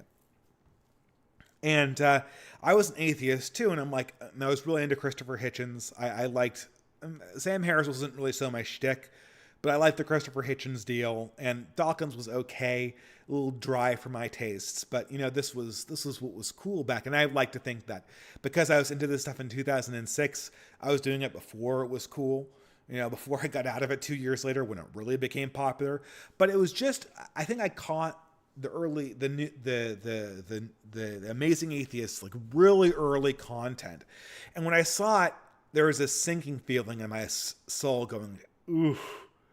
I mean, is that atheism? Is this the person we're creating to be the representative of atheism? The new rationalist world order is a guy patting himself on the back for living a self-indulgent lifestyle and yelling at creationists and yelling at this guy, Lee Doran, for the most part, who has demonstrably better arguments than he does. And you felt this whole sinking sensation where... I mean, I was getting out of it for other reasons because I was reading older books and coming into contact with older ideas. But it reminded me of a similar experience that Black Horse reminded me of when he published this clip from the movie Rent. And Rent, as everyone knows, is an updated 90s musical that goes over La Vie Boheme, which is an old opera from the 19th century that celebrated the brave artistic souls of the Romantic movement in Paris, who fought the establishment and the established order, and they all die of tuberculosis or whatever because they're all poor, they're all starving artists, but they're pursuing their passions, and that's what really counts. And, Rent was the update of that, where they transpose the original Bohemian struggles onto the quote unquote Bohemians of New York City. I think it was, the Village or something like that. Or maybe it was Brooklyn. I can't remember. But it's one of those hipster boroughs in the 90s. I can't, I think it was the Village in the 90s. Right now it's Brooklyn, obviously. But I watched this movie. And first of all, the music is it's by modern day standards as a musical, it's amazing. But by the standards of something like Les Miserables or The Music Man or My Fair Lady or even Phantom of the Opera, which was a relatively close to it in time, the music sucked. It was more or less catchy. It was passable, but it was utterly forgettable. But what was worse about it was that the lyrics were totally indulgent. It was very, very obvious that these New Yorkers were not the brave bohemian souls. They were just people who were into their own pleasure. And, I don't remember what turned me on to that. I mean, the songs are all self-indulgent, self-congratulations about how brave they are for living self-indulgent lives. But Black Horse he forwarded this song again, and his point was that progressives can't make art this good in present year. And I really listened to this song, which is titled La Vie Bohème, like the original opera. I think that's the original opera from the 19th century. And this is the big come together song where all of the characters describe what it means to be a modern bohemian. What does it mean to be a modern bohemian? All it is a list of consumer products and masturbation, pornography, yoga, organic food, S&M, weird art that no one understands, and then congratulating on themselves for this indulgent life. Oh, we're breaking the norms. We're fighting the man. We're going against the grain, and we're flipping the bird to mom and dad. First of all, why would you want to flip the bird to mom and dad? Presuming most people have a fairly good upbringing. Most people don't come from abusive households. Most people, their parents sacrifice more to bring them to this world than these young people have ever sacrificed in their entire life for anything, let alone their art, who they can't even really decrease their own lifestyles to pursue. And the thing is that when this song came out in the 90s, these things like yoga and organic raw food and granola diets and weird sexual practices and LGBTQ stuff, this is all really transgressive. Just like 10 years later, it's every single person who graduates from college. It's the vast majority of millennials are all into that stuff. Half the stuff that isn't degenerate, that they list as their unique lifestyle choices as a bohemian, is just what everyone has right now, like sushi. Oh my God. You can get great sushi in Akron, Ohio. You can get it in bumfuck nowhere, Utah. At this stage, this is not something that sets you aside. And if you thought it did in the 90s, it was just your pretension.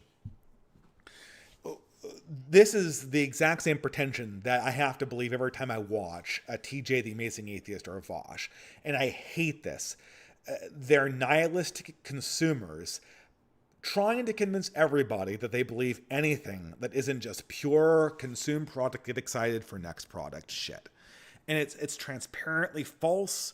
TJ the Amazing Atheist had this whole shtick back in 2016 where he temporarily convinced people that he might stand up against the left in some of their most egregious abuses. And then 2 years later, he doubled down on all the left wing's most egregious abuses because that's the only way that he could keep the gravy train coming on his own increasingly boring channel. That was it. And I don't know what to say. This is what are their values? They have no values. What are their reasons for exiting the troll cycle? They have no reasons for exiting the troll cycle because the troll cycle is their grift, and their grift is the only thing allowing them to consume more, and they believe in absolutely nothing else. These people are useful for us dialectically as cautionary tales. I think that they're they already are kind of, is anyone self-discrediting? Obviously not. But at least in 2019, it was plausible that Vosh was an actual revolutionary who wanted to lead a socialist revolution, or wanted to sacrifice for a socialist revolution in the United States, to live a radically different kind of life than the consumer lifestyle that he obviously adheres to in his own life. That is obviously false for everyone now, and as these people's careers keep on going on, it's increasingly transparently false for everyone else. All right, next one. Yes, the anti-SJWs. Oh, wow. Okay, I mean, these, originally, so this is the problem with the anti-SJWs, is that they kind of fall in between the categories here. They're almost kind of like the dirtbag left consumers. They're almost pure grifters, but they flirt with the whole conservatarian people. They converge with the conservative centrist people. So, and this is what makes them kind of a frustrating example. Part of their deal is saying, "Don't rock the boat. We've never had it this good."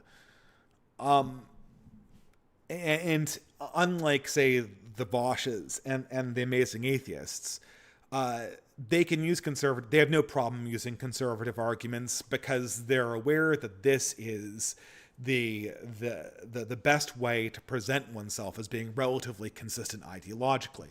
They're sensitive that their brand is distinctly different from that of the Bosches, and in many ways, they're here to countersignal the deep left. They're here to countersignal the DEI people. They're here to countersignal sometimes they're there to countersignal the conservatives, but most of the time they're copying conservative talking points. But my opinion of these people has really changed, and James Lindsay is very much in this camp. And sometimes they do a lot of reading, but what they don't do is they don't do a lot of introspection. Because as anyone in this sphere knows, first of all, what are their core values? I have no idea what their core values are. They're some combination of status quo preference, of a preference for not shaking the boat, and some part consumerism, just keeping the grift gravy train coming. Their eventual goal, and this is sort of what makes them hard to process, people like James Lindsay, the problem with these guys is that their bread and butter is discourse. And because their bread and butter is discourse, unlike the conservative people, the conservative troll group, they're not here just to have the same conversation over and over and over again. Their audience wants them to reach out and talk to people. And part of the people that they talk to are the people from the more radical ends of things, who are very conscious of the problems that we're experiencing in modernity. So unlike Ben Shapiro and Jordan Peterson, who can just kind of ignore the problems with the path that they're on, the return to the Fresh Prince ideology, the return to the 90s promise, as they engage in discourse, they can't help but come in contact with ideas that cast aspersion on their worldview. A great example of this is Shortbat Otaku, who definitely falls into this camp, but he's actually read Curtis Yarvin, he's read Nick Land, he's aware of Aaron McIntyre, and maybe myself, who knows. But he's aware that there are these critiques of modern liberalism. He's aware that there is sort of a preference spiral away from liberalism, and that the consequence of this preference spiral away from liberalism is due to the fact that one of the core assumptions of liberalism has been destroyed by modernity, which is some kind of motivating religious belief that keeps people's moral systems from grabbing power at the highest level. Democracy has undermined this, technology has undermined this, wealth has undermined this, but in particular, what's accelerated this is anti-liberal moves made by the left and which have already been made for 20 years. This is more or less irreversible. And because of this, for people who are genuinely interested in pushing back and getting some kind of non-progressive conclusion, this kind of liberal shtick is just not going to hold up anymore. It makes absolutely no sense by its own logic, and it's really easy to demonstrate that it makes no sense by its own logic. A good example, like in my last trip with Adam and Sitch, I asked Sitch point blank, do you support affirmative action? And the guy didn't have, I mean, he implied all throughout the conversation that he did. And then when he got embarrassed later on, he said, I don't. But, you know, if you don't support affirmative action and think that it's fundamentally anti-liberal, then why were you, as a Barack Obama voting Democrat, supporting it for decades before? And did you not see how that has consequences and how it undermines the position and leads to a larger consolidation of power behind the very, very forces that you're now trying to oppose, and wondering why you're not having success with it this day and age? Why are you wondering why everyone constantly goes left when you are essentially feeding that process straight up? And of course, you know, Academic Agent has had a back and forth with Adam and Sitch, which are great examples of this. Every time they hit the chatbot reset button and they go back to their original position, they pretend like they don't understand what you're saying. They pretend they do the atheist thing. So every time that this was a thing that the new atheist movement did a lot, is that they would pretend that they had a counter argument against the theology of Christianity, against the apologetics of God existing at all. Like, we have a counterproof for the existence of God. And then you'd have an apologist like William Legg Craig stand up on the stage, and he's very educated. He's read all the books. He's aware of the thousands of years of apologetics for theism and the 1,000 years of apologetics for Christianity. And he's able to prattle off an excellent counter argument that does all these references. And what is the atheist response? Oh, that's just white noise. It's gibberish. What the hell are you talking about? And they forget what you're saying. They call it boring. And they pretend like, because it's complicated, you can't possibly mean it. And this is just gibberish so that you can recapture the frame, and what you're doing is fundamentally dishonest. Yeah, I mean, I don't know. I think that originally I thought that there was just them genuinely not understanding these arguments. But after James Lindsay, I think, you know, Short Fat Otaku, I think he genuinely is aware of the contradictions. He genuinely is aware. He's aware of the crisis. And he's aware that the crisis is larger than what liberalism can stop. And he knows that some synthesis with right-wing ideas is going to be necessary. I think he's underestimated how radical those changes are going to have to be, but you know, that's fine. But for Adam and Sitch in particular, and with James Lindsay, he has this whole critique of wokeism, and then he slams the door on Paul Gottfried's invitation for conversation, calling him an unserious person, not aware that Gottfried's one of the most popular authors, the most accomplished authors in the subject of left-wing analysis in the last 20 years. How unserious are you going to be? I mean, and Sitch can act like every time he encounters arguments from James Burnham, from Sam Francis, from Machiavelli, from Thomas Carlyle, he can pretend every single time like he just doesn't understand, like they're boring, like they're irrelevant, like they're stupid. Great, but an enormous number of people who are very intelligent believe these things, and he cannot rehash the arguments honestly. He cannot restate the arguments in a way that his audience would agree with them, because if he did that, then his audience would see the problems of his own worldview. I don't know if this is a hard one, because I think that the content creators of the anti-SJW community, you know, Short Fat Otaku potentially notwithstanding, they're more or less unreachable. Their audience is very reachable. Their audience is the audience that needs to hear the messages of the right wing, and that can kind of benefit from hearing right-wing ideas put solidly. Okay, now we're getting into the right-wing camps here. It's going to get a lot less spicy, since I probably have a lot less critical things to say about them. But these are people who really irritate me. A group of people who I call the fight herders.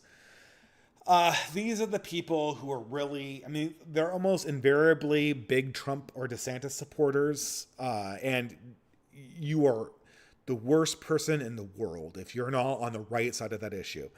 And their solution to almost all modern problems is, let's fight harder. And if you point out to them the problems with it, if you point out to them the flaws with liberalism, if you point out to them the flaws of democracy, if you point out to them the fact that election fortification exists, that the rules of elections have fundamentally changed, and that they should sort of be aware of this. I'm not saying don't vote. I'm not saying that you shouldn't try to win local elections or even vote in major elections if you want to, if you're in a swing state. I'm not even saying you shouldn't campaign for Trump or have an opinion over Ron DeSantis, but to the extent that you're literally taking people, you're taking allies, and this has happened to me 3 or 4 times this last week, where you have people who I have deep respect for, and then they come at me with personal attacks because I say that Rufo is wrong about something, or I say that DeSantis is wrong about something, or I say Trump is wrong about something. I don't even say that you shouldn't vote for them. I say that they're wrong. They should say this instead, or they made a bad move. And they come at me with personal attacks. They essentially burn a bridge. They burn an ally that they could have, an avenue for community building that we could build together, because they think that somehow and these people have minuscule followers. I'm a small Twitter account. They're even smaller than me for the most part. And they're going to burn a friendship because I think that a candidate that I'm sympathetic with, is factually wrong on a given point. This is nuts. And this is the phrase that always comes up with these people. The value of this group, the value of the fight harders is victory. They feel like they've been starved for political victory, and what they want more than anything else is political victory. The problem is that, first of all, electoral victory is increasingly going out of reach for Republicans. No matter how hard they vote, no matter how hard they fight, their probability of overcoming the Democratic political machine is rapidly being reduced to a lower and lower and lower order of probability. Furthermore, because of how they conduct themselves online and how they restructure everything into a friend-enemy distinction, even with people who should be their friends, 99% of the time, the discourse of fighting harder that they conduct on Twitter and other social media sites, it causes their community more damage than it gives them in benefit. They're doing damage to themselves the more and more they do this. And so the harder they fight, the more they destroy themselves. And a favorite punching bag they have is Yarvin. And sure enough, Yarvin's been cringe more than a few times this last year. I'll be the first to say it. But if you want to get past Curtis Yarvin, you gotta understand that you must comprehend Yarvin. And one of Yarvin's core takeaways, a message right for this fight harder community, is whenever you engage in discourse, you have to be aware of what that discourse ultimately procures. Is this going to be a dialectic where you come out of it with broader community, with a more consolidated voting bloc, with a bunch of teachable lessons? Or are you going to come out of this dialectic with burnt bridges, with people who are exposed to cancellation, with putting a lot of interest on a campaign that you might lose? If you tell all of your followers that 2024 is win or die, this is, we win this election or everyone, it's the end of the world afterwards. If you do that and you lose in 2024, then those people who might have been interested in building community and supporting causes in a more effective way, in a more local way, are immediately going to be demotivated. You're going to enervate your political energy.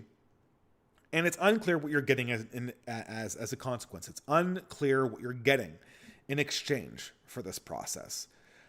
You're getting clicks on social media, you're getting drama, but you're fundamentally undermining the effectiveness of your community. And, for all the cringe things that Yarvin has said over the course of the year, that is one thing that is spot on. And it's a question that the fight harders haven't answered.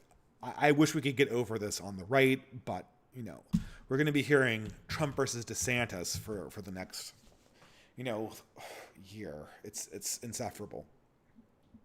All right, the next category is the right LARPers. So the right LARPers, and I have Andrew Tate here. So, these are mostly young men who are feeling like they don't have an identity. Their core value is the development. In many ways, they're the mirror image of the deep leftists.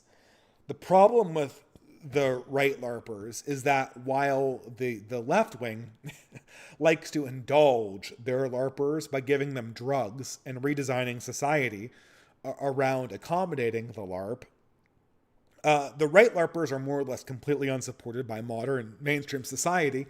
And so how this manifests is young men looking for identity invariably glom on to social media accounts or to some social media personality or to some social media image. Now, here I'm going to mention one community that has one foot in this camp, one foot in another, and that are neo-pagans. Some neo-pagans are devout. They actually have a religious practice. They actually have a devotion. They actually have a praxis. They're building community in real life. They're helping us take next steps forward. But for so many people, this whole thing is just, they want to wave a flag. They want to sit back and think to themselves, I am a masculine guy. I am a Viking. I am a pickup artist. And you see this also in a little bit of this. There's been back in 2016, the manosphere died. The manosphere was absorbed by a resurgence of first nationalism and then later neo-reaction, which is sort of more of the secondary thing that I was involved with. And the manosphere has made a comeback in 2023, predictably cyclically. You can see this in things like the Whatever Show, in Andrew Tate himself, in this new female content creator called Just Pearly Things.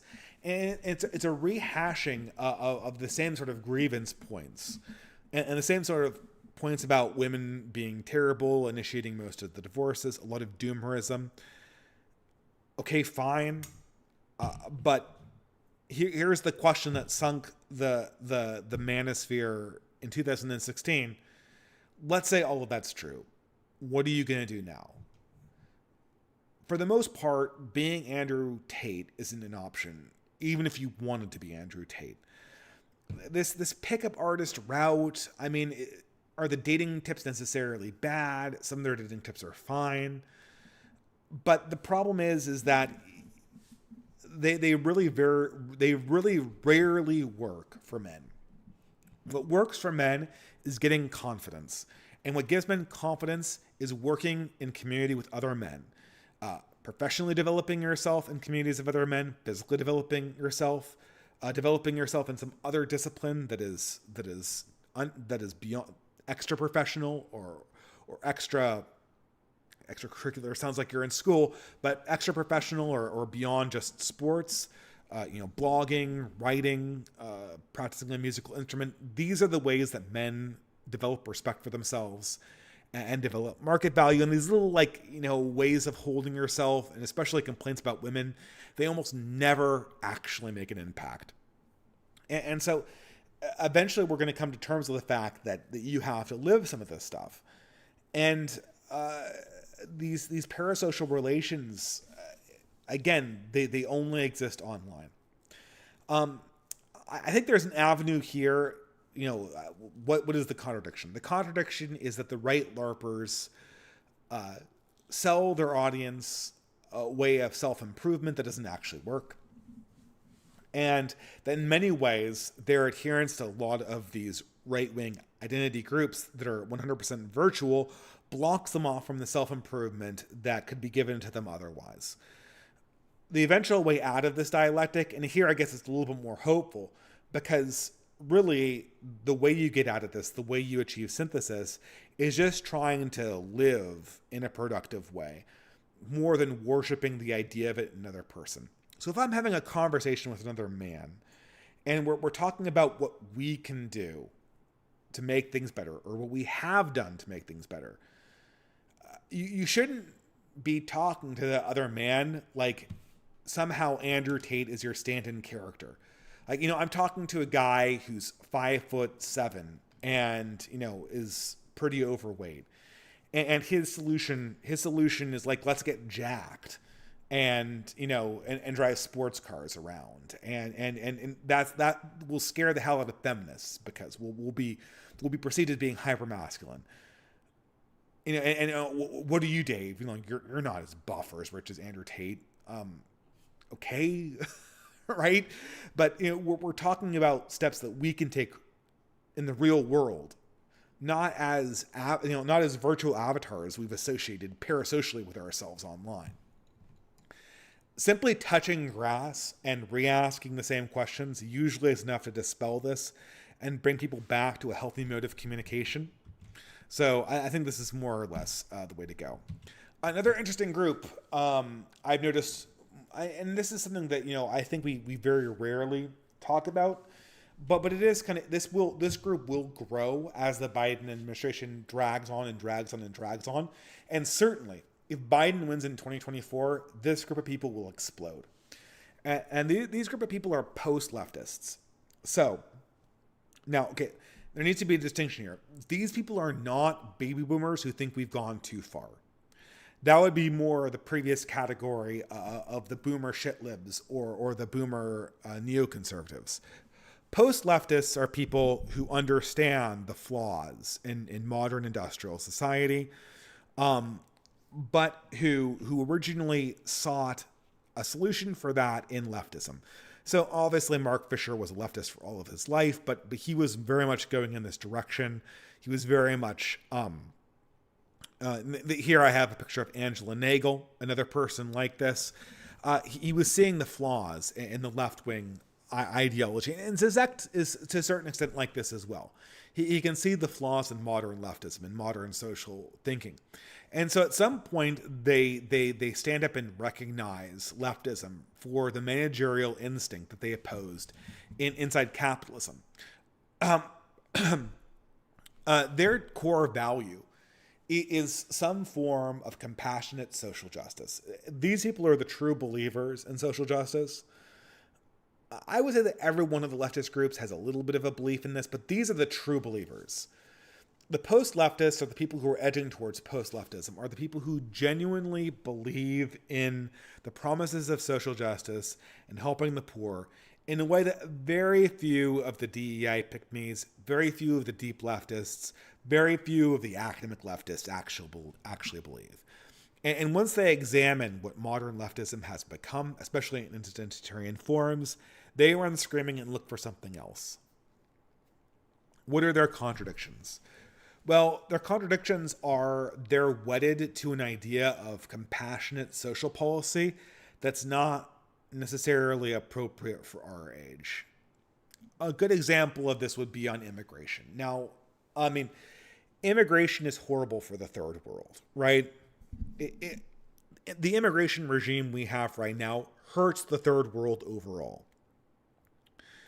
And so hypothetically, if we abolished mass immigration into the Western world and increased our birth rates and renormalized population production, that would both help Africa and Europe. But in the short term, in the first 10 years that you did that policy, a lot of Africans and a lot of third world working class would suffer in the short term as things renormalize, because they would be deprived of the immediate benefits of social justice. And because of that, a lot of these post-leftists would oppose these necessary policies. The issue right now we have with post-leftists is that the only way out of this is to embrace another example is the only way out of this problem we have. Let me complete my sentence. The only way we have out of this problem is to adopt certain pre-modern modes of real politics. Now, ultimately, as a Christian, I do believe we have a responsibility to make sure that humanity as a whole survives.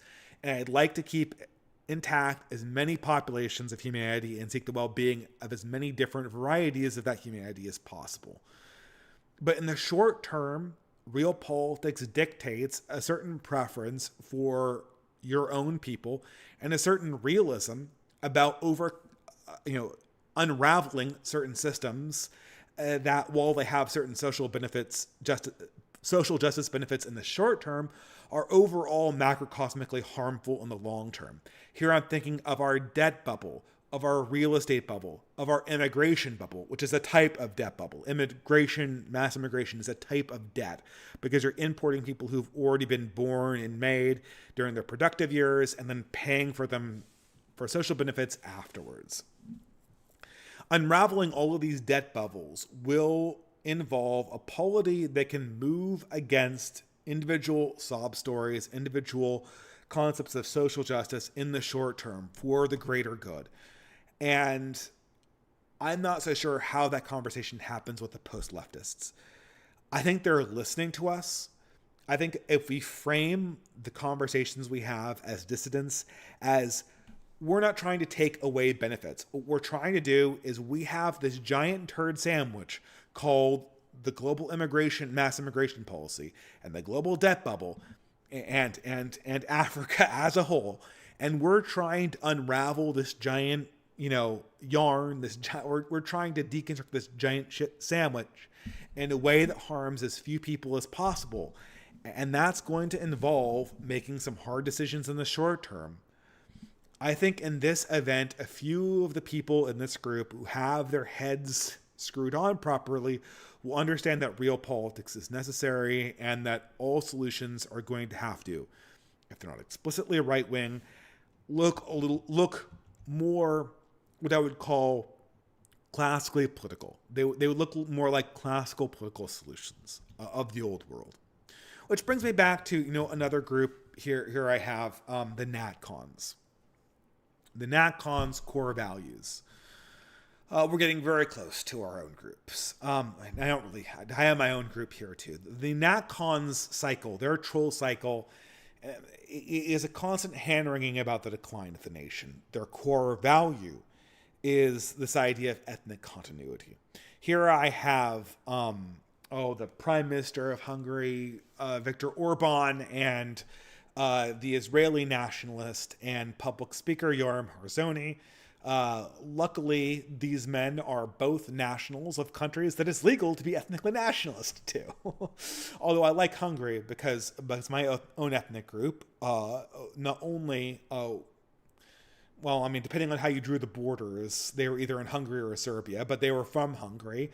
And my grandfather spoke Hungarian and fought for the Hungarian army. So, very closely allied ethnic group. The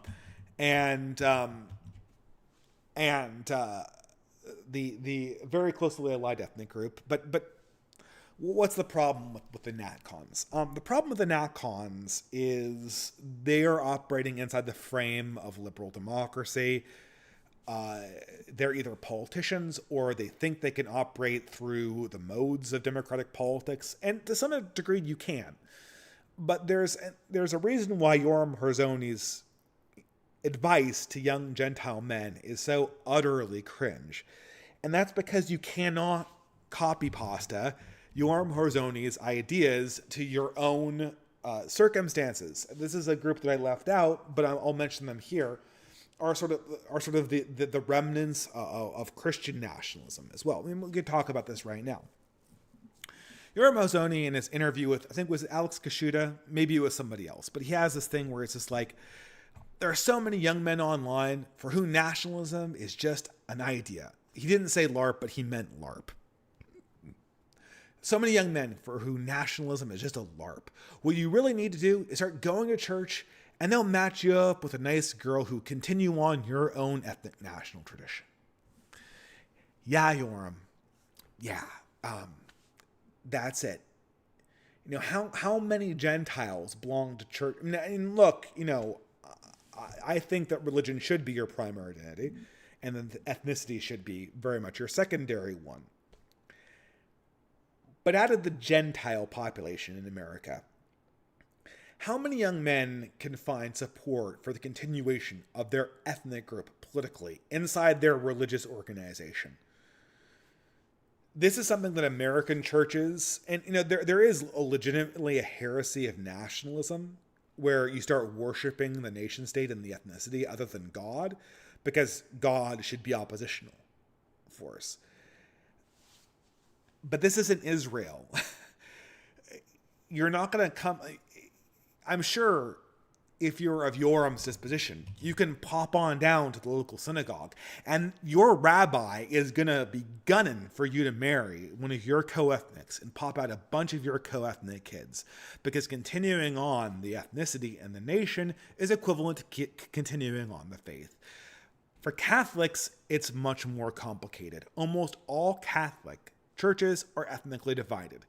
Even based Catholic churches, of which I've been part of many, they have sort of a core traditionalist, more Anglo-European side, but then half of their parishioners are like Filipino women who just come to church because that's what they do, and they don't have any interaction with the rest of it.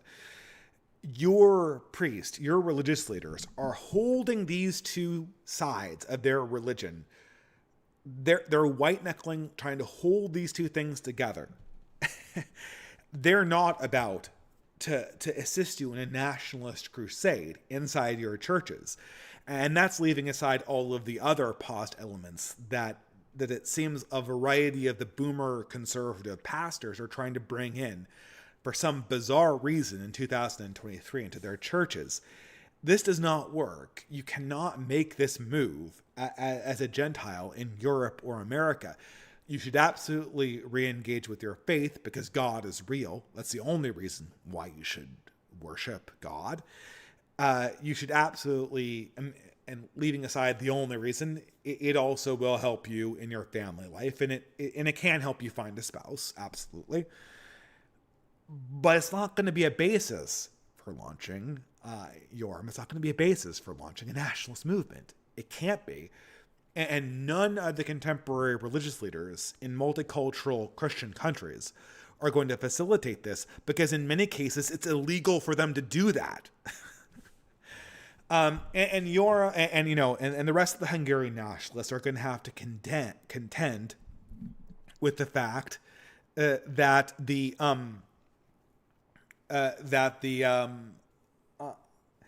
they have to deal with the international media and the European Union.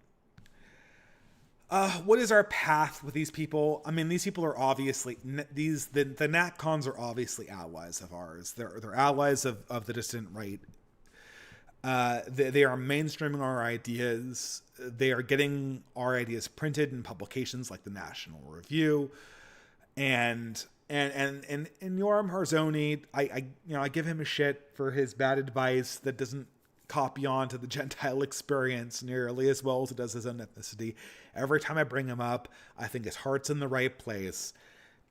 The dialectic, they need to essentially engage with the reality of most young people and most smashed cultures of the present world. I didn't really watch this stream, but the Walrus and Ludwig Path, they have a podcast called The Longhouse.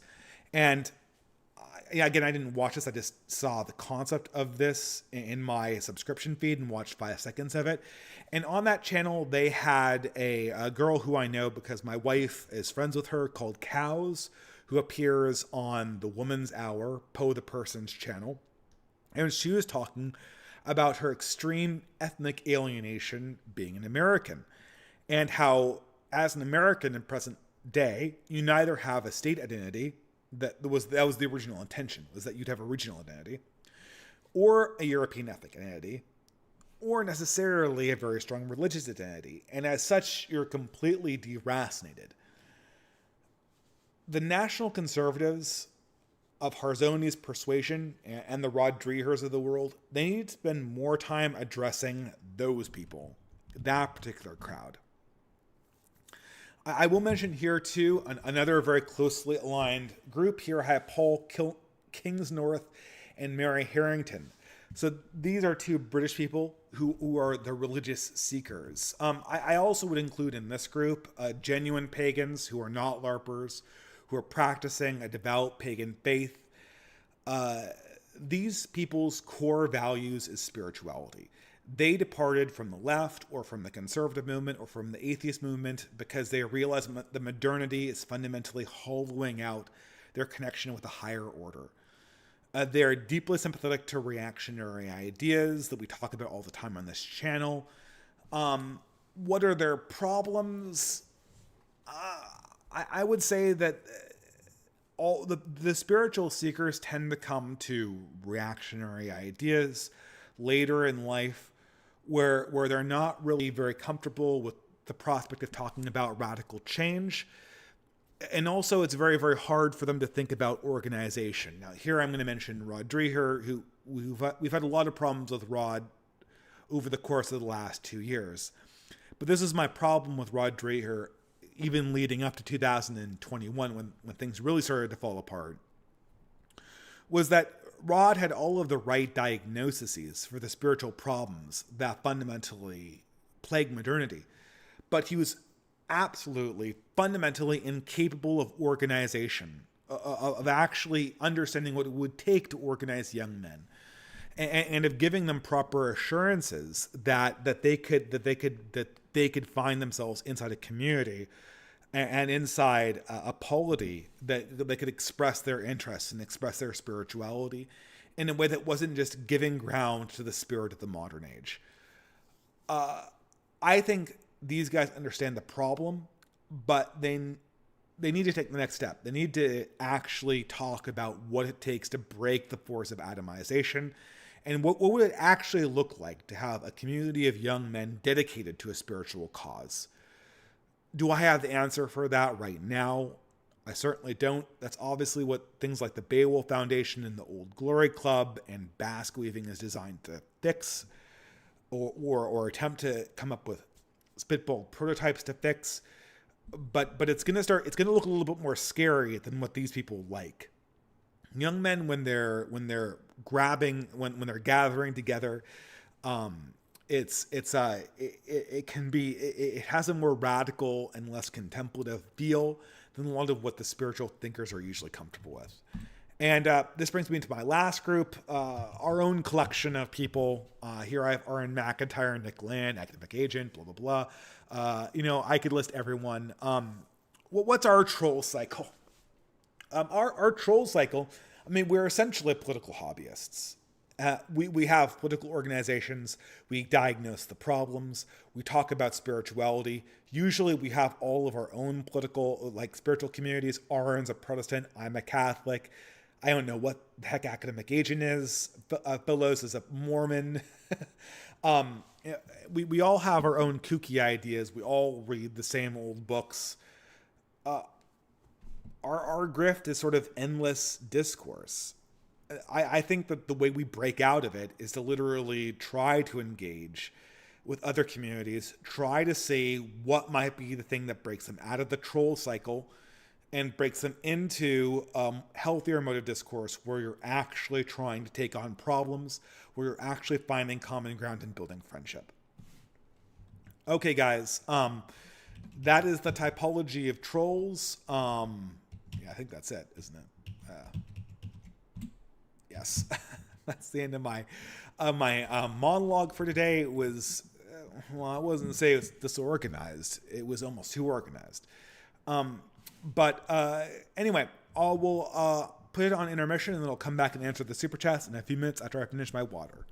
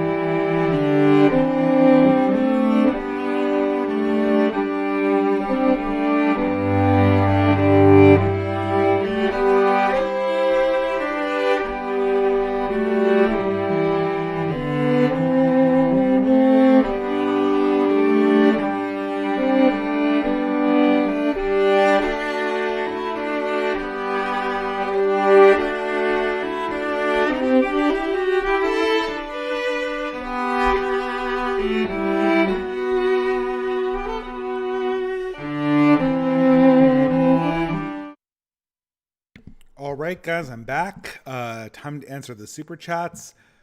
We have to hope that the entropy didn't screw up. Those are old. Okay, I'm gonna have to redo this. 1 second, guys. Give me a minute. So when this resets, it's never good.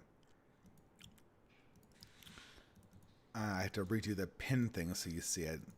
So the consequence of resetting my computer is that I have to recalibrate this thing in real time. Okay, that should work, I think. Hope it does. Otherwise, oh, okay, there we go. Good job. Okay.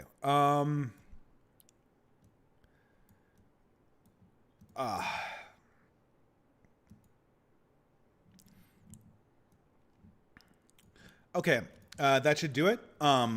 We have $3 from Ben White. $3 from Ben White. Hi, Dave. Glad to be able to finally catch a stream live. Your MTG stream was fun. I never thought I could sit through a 3-hour stream of you nerding out over a game I've never seriously played. Well, I love to nerd out about various things. I really do want to do more streams where I don't talk about politics, where I talk about culture instead. I guess I know why I don't do more of them, because I feel like they'll take more preparation, or that they will alienate people who aren't interested in that particular thing. It would have to be something that would be more specific. It would have to be something that would be... I could do a whole stream on a book or on an author. Like, I could do one on Cormac McCarthy, maybe. I don't know, maybe I couldn't.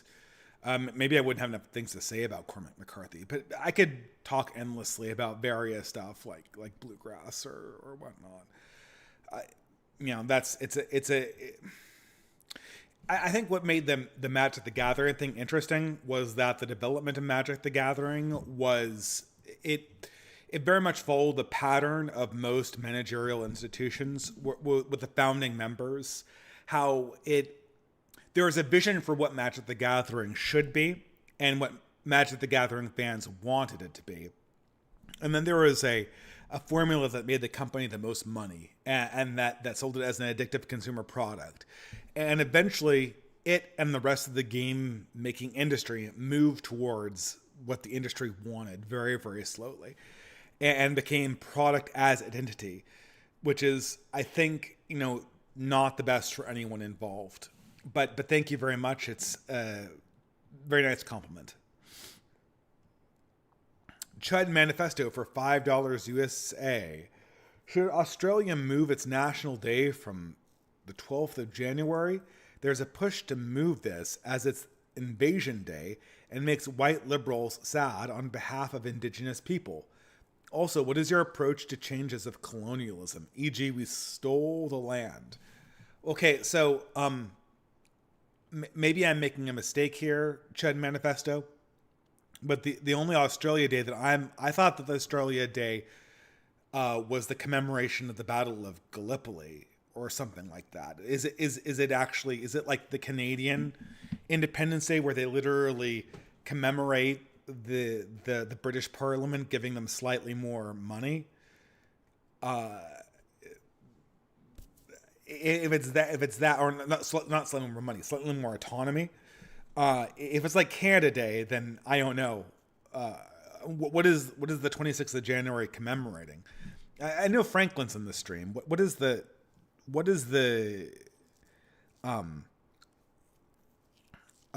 okay, the Franklin will answer this, or some Iron Duke, aren't you from Australia? I thought Anzac Day was Gallipoli. I mean, Gallipoli is one of the most epic and horrific battles of all time, and a really good movie too. It's just, makes you really hate Winston Churchill, but I'll say that.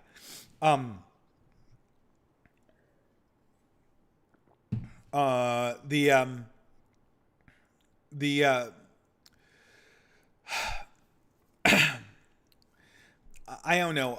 I'll answer this question more generally. So the big question was, what do you do when white liberals start trying to tear down monuments in the name of anti-colonialism? What can you do? You can't stop them. what you can do is you can mock them, and you can agree and amplify, which is always my favorite thing to do with these situations. I am copying this. Okay, so Iron Duke says Australia Day commemorates the arrival of the first fleet. And Anzac Day, yeah, I thought that was recently. That's April 25th. Okay, well, I'm thinking back to to kind of relate this to a country I have more background with. When I met my wife, it was in Victoria, BC, because she spent half her time in Vancouver, half her time in Victoria. And, we met in the church because that's where she was working. And we went out and walked around the town. And one of the things I distinctly remember was walking by the statue of Captain Cook in the Victoria Bay, because Captain Cook was if he wasn't the person to discover Victoria, he was one of the first cartographers to map Vancouver Island, and is considered one of the founders of that place. Fast forward to 2021, with the anti-Catholic riots, not only did they attempt to burn down our church unsuccessfully, they take the statue that I have distinct memories of spending my first date with my wife, and they tear its head off and they toss it in the Sound.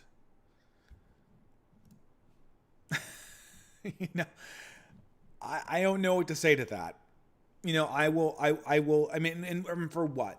And for what? Yeah, James Cook, because he was a colonist, because he was what? White?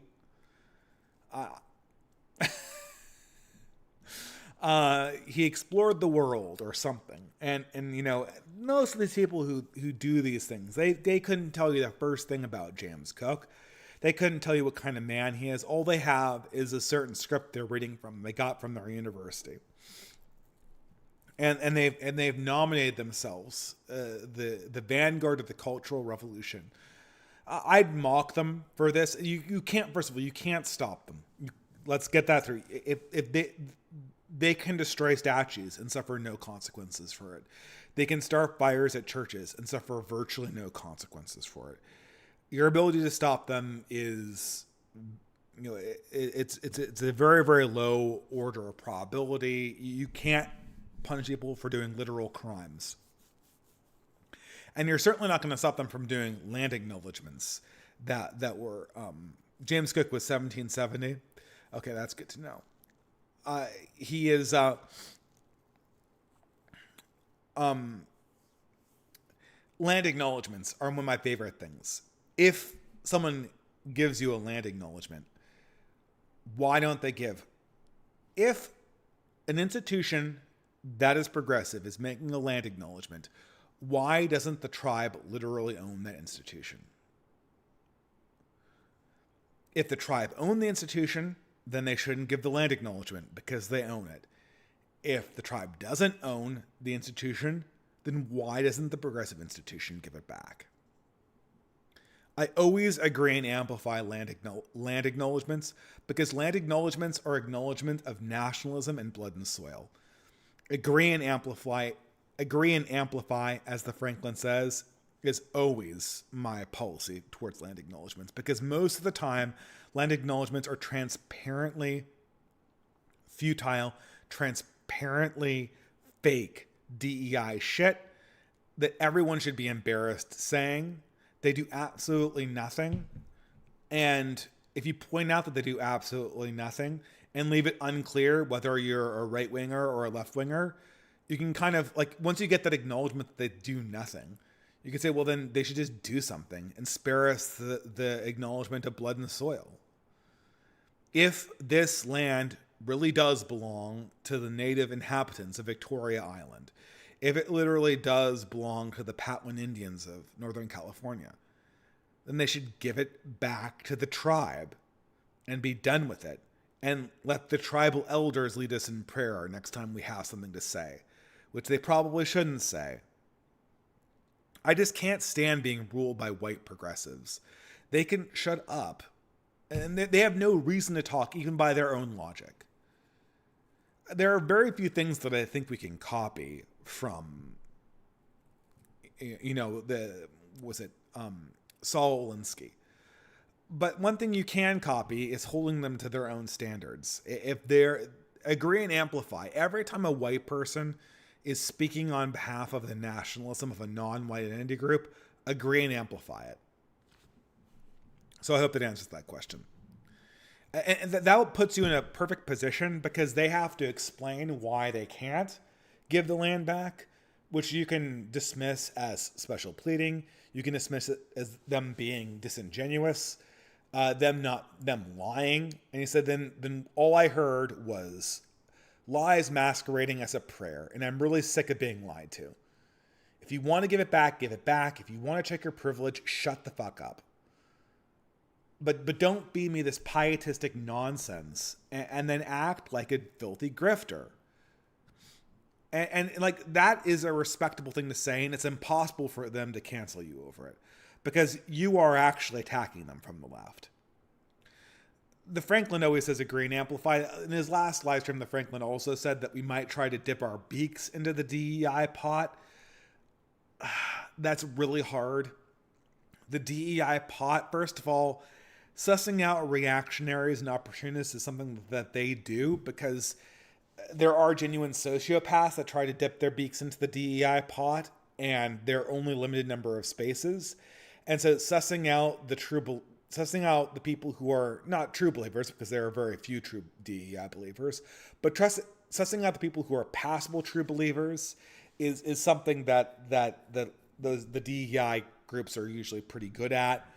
And you're also, as a white male, typically not in the right position to benefit from their preferential hiring. But agreeing and amplifying does work, and it puts you in the optimal position to confront these things like land acknowledgements. Nurvan V-Maker for $15 USA. With McCarthy's passing, I've seen the leftists talk about how his work was a damning indictment of Western masculinity. They really just read their own ideology into anything. I'd honestly rather have them cancel great authors instead of twisting and corrupting them to fit their narrow worldview. Nurvan V-Maker, I saw a brilliant tweet. I thought it was by you, but you identified, I'm going to assume that it was you who tweeted this, but if it was not you, I hope that the person who said this gets acknowledgement in some way. But I believe Nurvan V-Maker, you said that Cormac McCarthy's real talent was to take real times and places. For instance, Texas during the early 1980s, or Texas again during the 1840s, or America during the 1990s. I think one was All the Pretty Horses, I forget.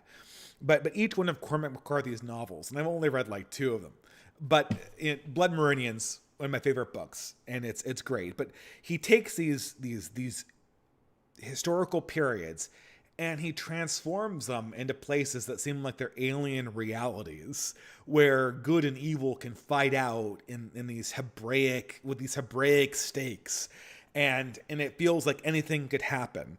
And the Coen Brothers movie, No Country for Old Men, captures this to a T. It's one of the best movie adaptations I've ever seen. Just how thoroughly it captures Cormac McCarthy's stark writing style. I don't know. I mean, if the left wants to tell you that No Country for Old Men is a critique of Anton Chigurh's toxic masculinity, they can go ahead and say that. Or that Blood Meridian's just a deconstruction of the Western notion of the cowboy. The problem is that when you encounter Cormac McCarthy's writing, while you do not encounter a firm understanding of God, and I think in a previous live stream I misinterpreted. I thought Cormac McCarthy was a lapsed Christian when in fact he was either an agnostic or an atheist. Or maybe a very lapsed Christian. But I don't think he was an Orthodox Christian at all. But in Cormac McCarthy's writing, in his Westerns, and they're really all Westerns, you encounter a world that is in many ways absent of God. You do encounter a world that is very distinctly inhabited by demonic evil. and where demonic evil and chaos and the wild pagan spirits of past times seem to pour out of every pore of existence and inhabit every avenue that the protagonists exist in. And it's those kind of wild spiritual forces that give McCarthy's writing this sort of bold dimension to it that's hard to find in other works. And it can't help but be spiritual. It might be that Cormac McCarthy was himself an atheist or an agnostic or a materialist, but I can tell you I mean, I don't know, maybe I'm reading between the lines. I don't see materialism anywhere in his actual fiction. His fiction is very spiritually aware. And it's very aware of masculine spirits in particular. So, I mean, the leftists can say this, but they know. I mean, it's like, what did I Hypocrite say? He said, George Carlin was obviously a leftist, even though he said he was nonpartisan. And George Orwell was obviously a right-wing, even though he was technically a socialist. You read George Orwell's expository writing, and it's obvious that he would sympathize with a reactionary point of view if he was transported to 2023. And you read George Carlin's, you read his political views, either in his writings or in his stand-up comedy, and it's transparently obvious that he'd be a shitlib in 2023.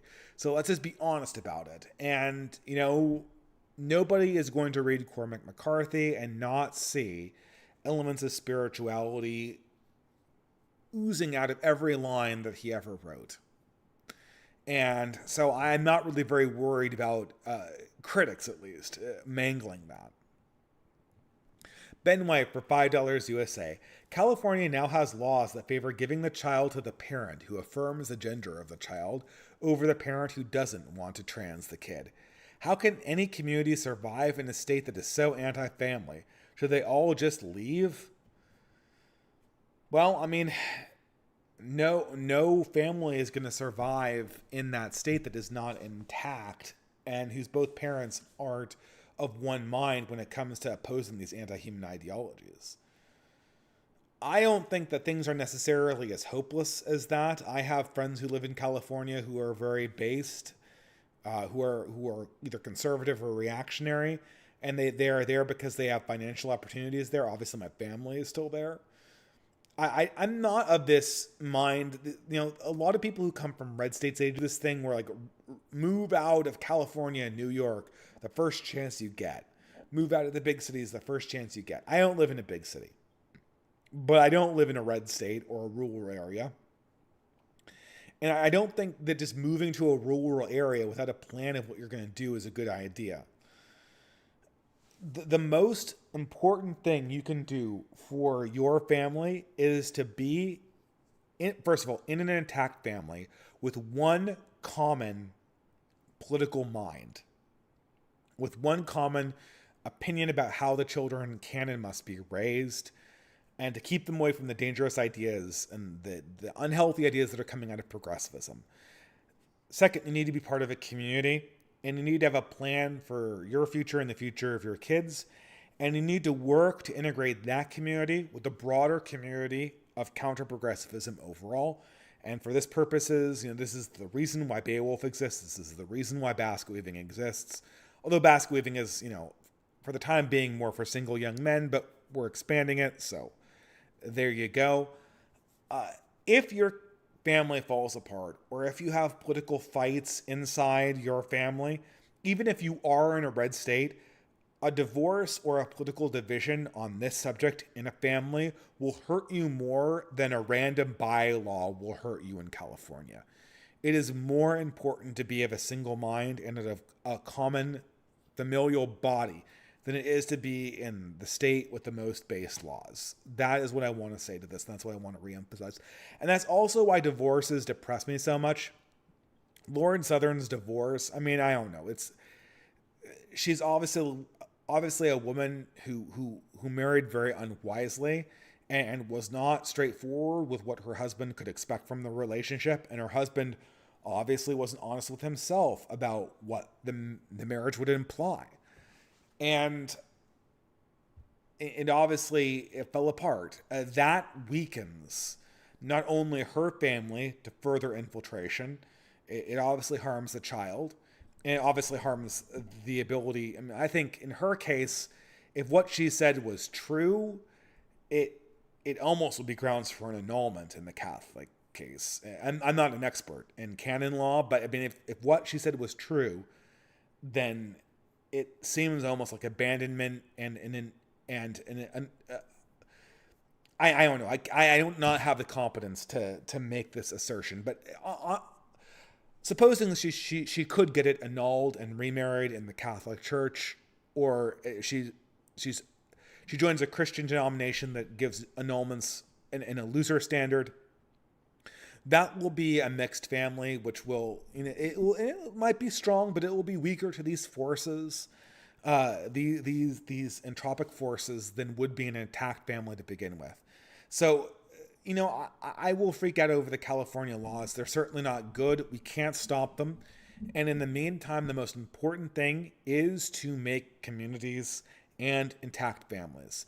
And the more paused the environment you are in, the more tightly knit the community has to be, the more together the family has to be in order to resist all of this stuff. But thank you, Ben White. Owen Zaleski for $5 USA.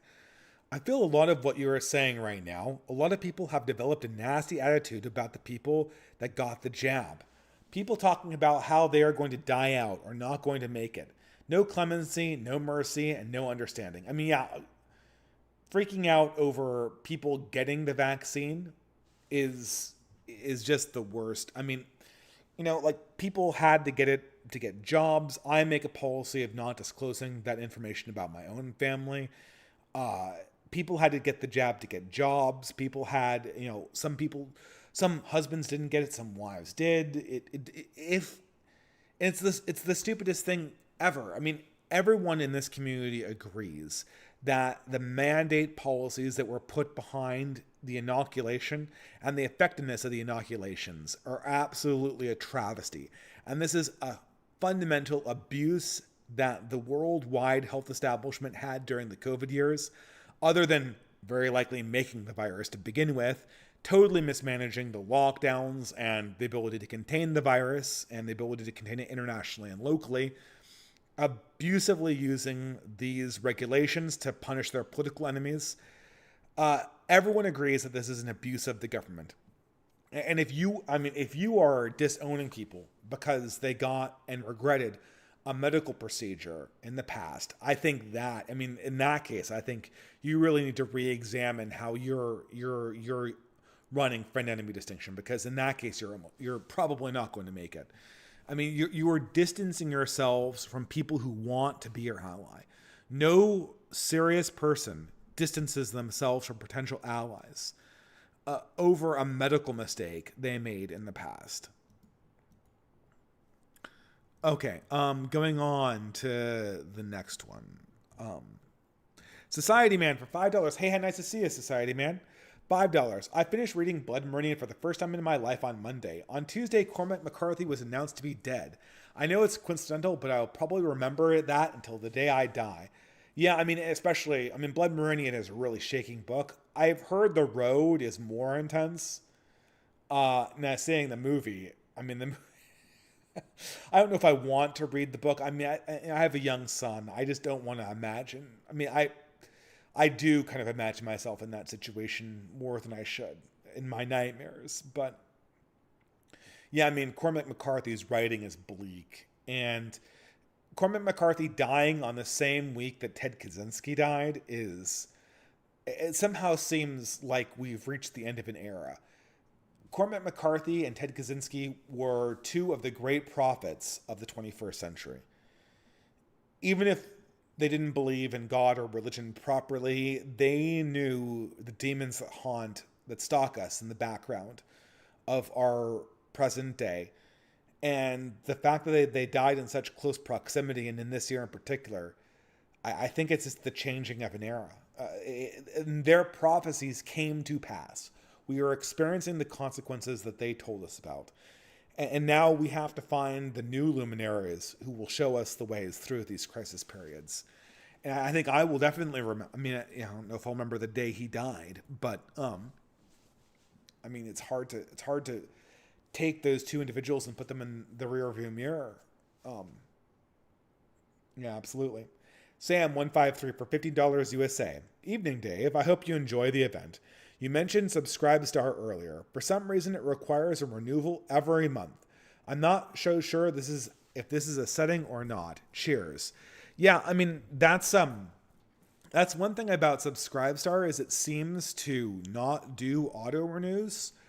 So everyone who contributes to me on Subscribestar, I just get a one-time payment, and it's not monthly, but it appears on Subscribestar like it is monthly. So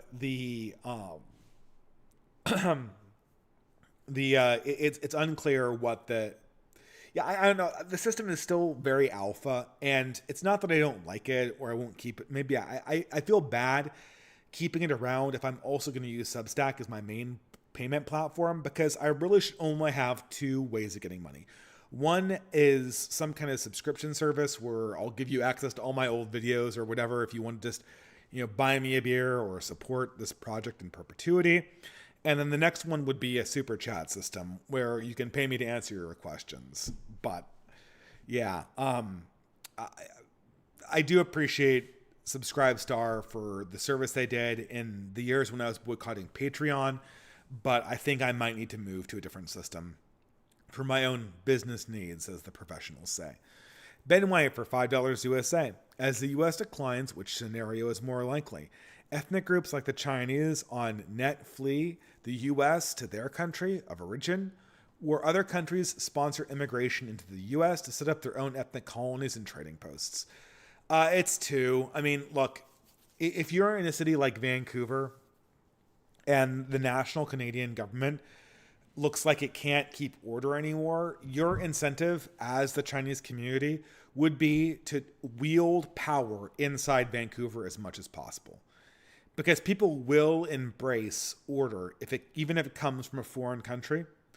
Now, the question is, to what degree is the Chinese community in a place like Vancouver willing to wield power? For the time being, not at all. And, Vancouver is not like Australia, where they're closer to China than they are to the United States. Vancouver Island, or Vancouver City is, you can't see the border from there. But Vancouver Island, that's... You can see America from my in-laws' house. It's not far away from the coast of America. There's no way that the CCP, even with American decline, is going to sit by and let enclaves of foreign nationals set things up. The entire American military would have to fall apart for that to happen. What I think you're going to see, ethnic parties or parties that are obviously affiliated with the CCP start coming, or maybe even, quasi-ethnic nationalist parties coming to prominence inside these metropolitan areas that promise to restore some semblance of order away from white shit libs. So that's probably what you're going to see. Why would ethnic Chinese flee back to their own country? Their own countries, like the fat of that land is not nearly as abundant as Canada, even with high Canadian taxes. So I would have a hard time saying that come to pass. Xavier Golemgesh for $3 USA. The deep left is a cult in the colloquial sense, that they exert perverse control over others, but not in the anthropological sense or theological sense, because they aren't a religion. Well, yeah, I mean, it's modern day leftism is a cult of politics. Most religions believe they have to have a transcendental element to them, or an intergenerational element to them. And the fact that progressives now no longer have any kids, like straight up, I mean, it's ridiculous how low the progressive white birth rate is.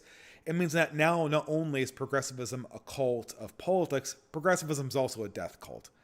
Progressivism has zero concern about what its impact is going to be on the communities it owns one generation away from its current political priorities. It very much feels that it's running out of time. I don't know what it's expecting to happen, expecting an apocalypse or something to happen. But yeah, it's a religion in almost all of the worst ways at this stage. I mean, progressivism in previous eras it had its charms, but just not anymore. American Covidiot for $5 USA. Do you think some in the Middle East will become aware they're losing physical territory? Cities are either expensive IQ shredders or bombed out. Suburbs. Um. So do you think some in the middle class will become aware that they're losing physical territory? Cities are either expensive IQ shredders or bombed out. Suburbs are becoming unaffordable real estate investment engines, and many rural areas have no jobs. I mean, American Covidiot. I mean, boomers don't understand that they're losing territory and they're being destroyed. And the modern ruling class doesn't care. But I haven't talked to us. I mean, I'm living in a community and I bring up the declining middle class to virtually every person, whether they're moderate, whether they're white or Indian or Hispanic. And they all agree. Everyone knows what's going on in terms of the middle class being completely ground into dust. If you are not aware of this, you don't have a pulse, or you're a boomer, or you've really drunk the boomer Kool-Aid on this one. All right. Margrave of Lamarck for $5 USA. Wasn't there a dream last night, like spring never ending? Still the water runs clear. Through my mind on the field, I can see the fiddler on the green. Is that from the poem or the folk song, Fiddler's Green? That's very nice if it's not, if it's your own original creation. But thank you very much, McGrave Lamarck. Very good poetry. All right, Blue Heavy for $20 USA. A follow-up question from a previous stream. I'm attracted to male to female transsexuals. It's hard to reject this because there aren't any women around and no non-bar place to talk with them. And the times I cold approached a bio woman, it was awkward. But previously I spoke with male to female. It was much simpler and they were more polite. What do I do? Blue Heavy. I appreciate the $20 super chat, but I mean, look, you're falling for nature's ultimate honey trap here, quite literally.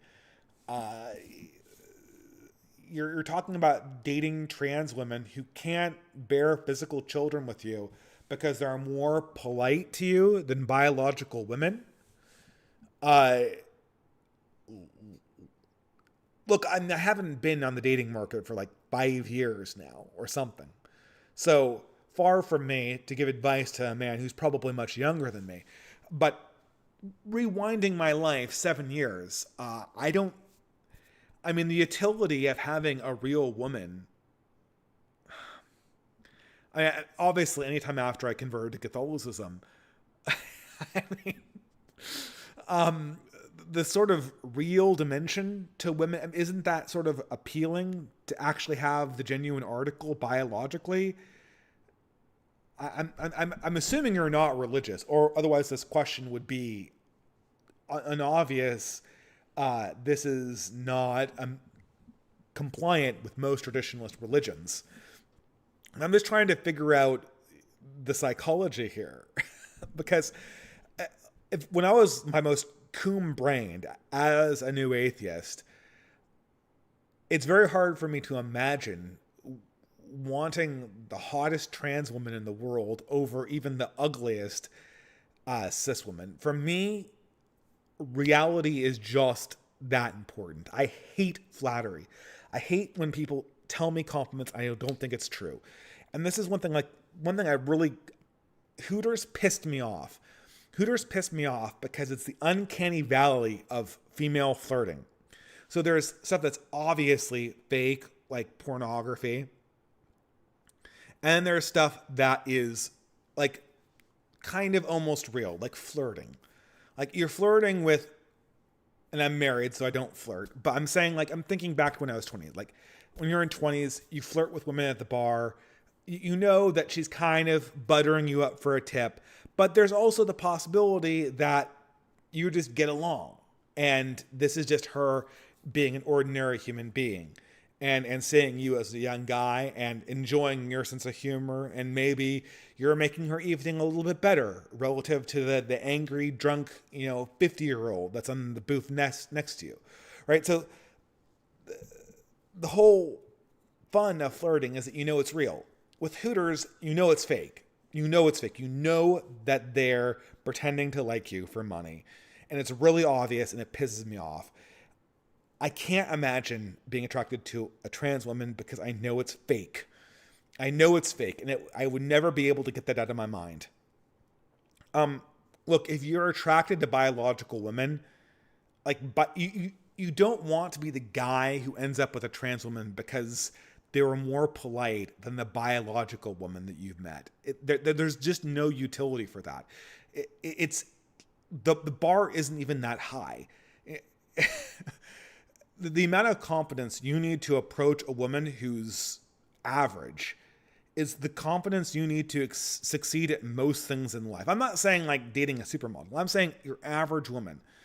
Even with the dating inflation that's going on right now, you don't want to be the guy that goes for something that's fake just because in the moment it's harder to break the ice with the real deal.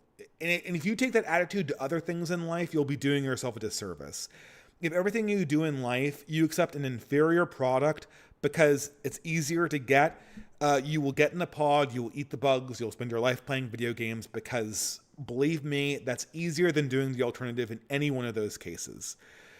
With almost all women, the awkwardness is all up front, and once you break the initial ice, you build a rapport, it's downhill. It's very comfortable as long as you're comfortable in your own skin.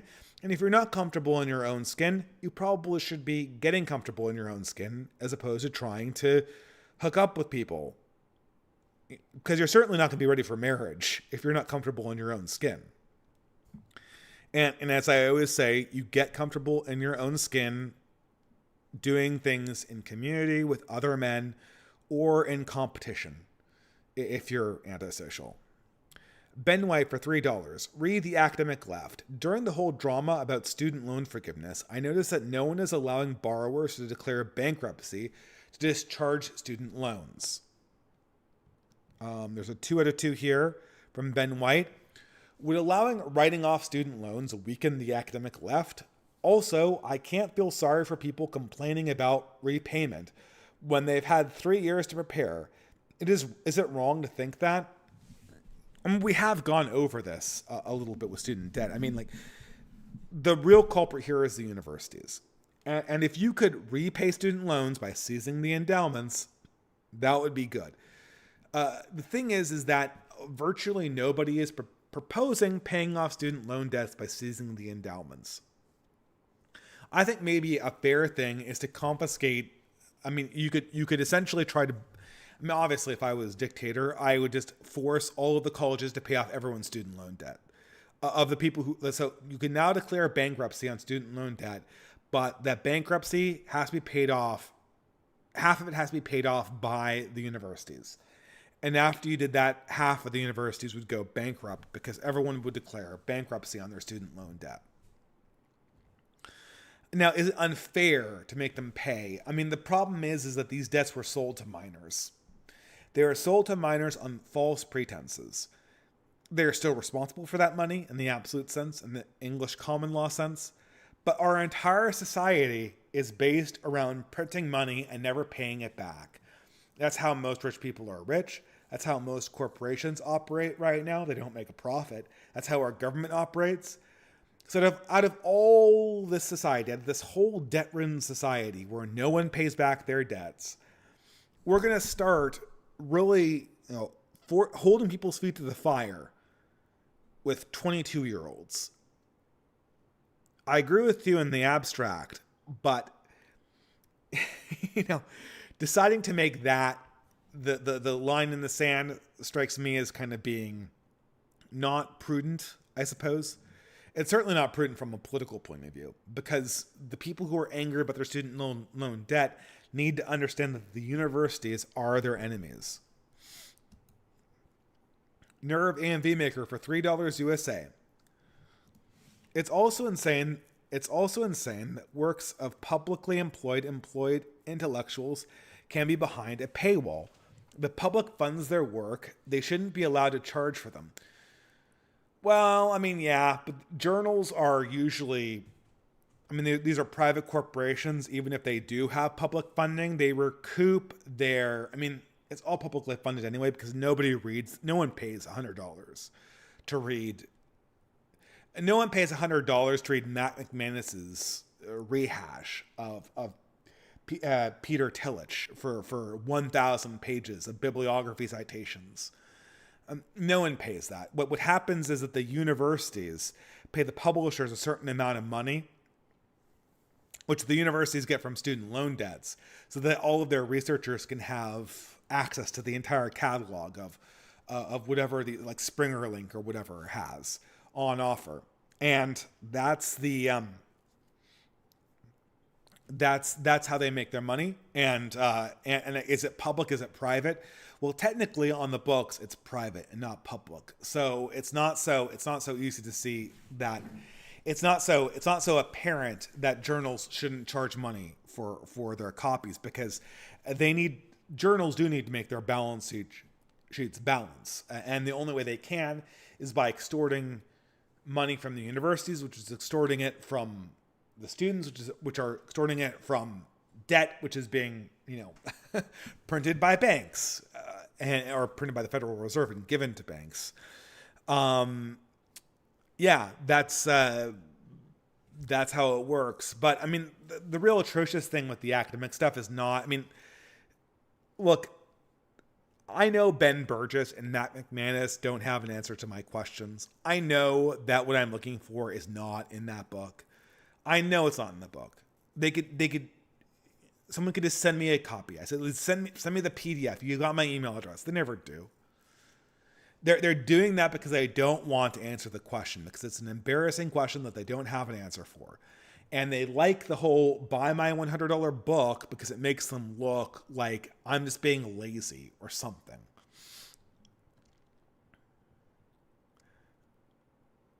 Okay. All right. Xavier Golemgesh for $3 USA. As an ex-tran, you can have my T-word card now. I no longer need it anyway. Is the T-word tranny? Okay. Well, your armory is gratefully accepted, Xavier. I will need this T-word to bring justice to the Troons community. Wait, is Troons the one? I say that sometimes. Troons is Troons even a slur? It's just too funny. You change a vowel, and I could call them trains. That would also be funny, because it would be an autism reference as well. But thank you very much for the T-word card, Xavier. I do appreciate it. Asteroidal Assassin for $3 USA. I think I got your personality measured. Extroversion 3 out of 6. Neurosis 2 out of 6. Only 2 out of 6 in neurosis? Are you kidding me? Orderliness 5 out of 6. Agreeability. 2 out of 6 orderliness. 5 out of 6 agreeability. 6 out of 6 openness. 6 out of 6 estimated IQ 140 to 150. This is somewhat accurate. College professor, author type. Well, I guess, I mean, when I was a kid, I always wanted to be a college professor. And I do have a PhD, but not in a subject that's at all interesting to me. So I guess I am kind of a college professor type in that way. All right. Thank you very much. Asteroidal Assassin, Creeper Weirdo for $10 USA. All of the atheists I have seen, the Christian atheists are the ones I understand the least. What are the Christian atheists? I don't understand. You mean the ones that are like culturally Christian or whatever?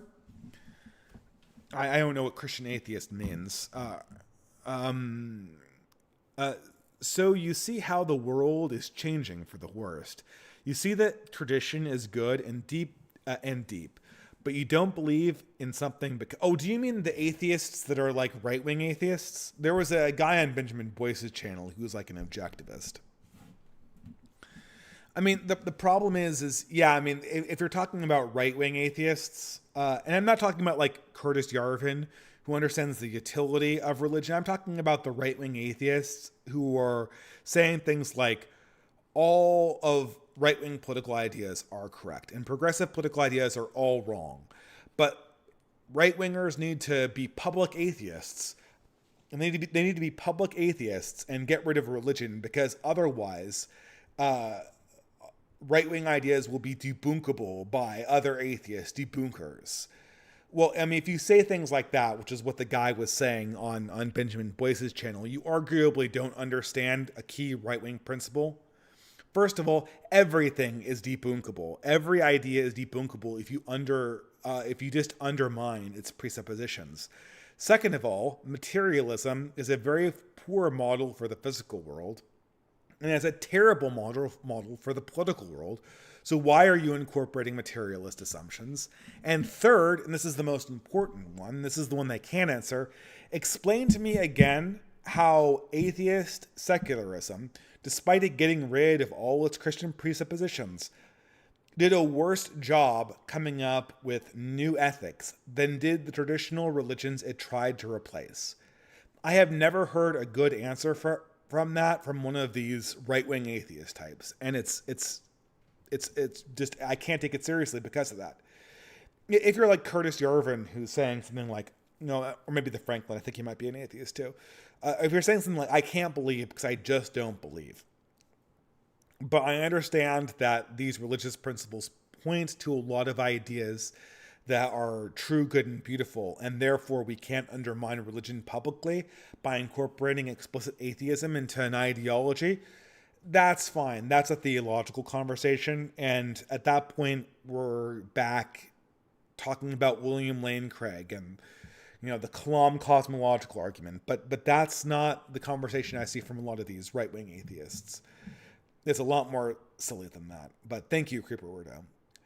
Creeper Weirdo for $3. Anti-SJWs just want to play with their toys. It's not rocket science. Well, yeah, I mean, that's all of the consumer people. They want to have the 90s again. They want to have endless nerd culture. And I'm sick of it. I mean, I say that being a person who did a video on Magic the Gathering last week. So sue me. But, I mean, it's just highly inappropriate for men to define themselves based on consumer products. I mean, having one as a guilty pleasure in the background, like I do, I mean, is it forgivable? I mean, Black Horse gives me crap about it. I deserve to have crap. I deserve to kind of be teased about it a little bit, I think. A guilty pleasure among men, I think, is forgivable. But, I think that defining yourself as a consumer is just, which is obviously what's going on with these people. It's very cringe. Creeper Weirdo for $3 USA. While I have a chance to say this, I don't like how Andrew Tate talks about religion. It's all power with this guy. Normie Christian channels are able to rip him open easily with little effort. I mean, yeah, Andrew Tate, he's. I mean, the people who are really into Andrew Tate, do they not remember the original pickup artist guys? Like, not Rollo Tomasi. Who was the guy who did all of those?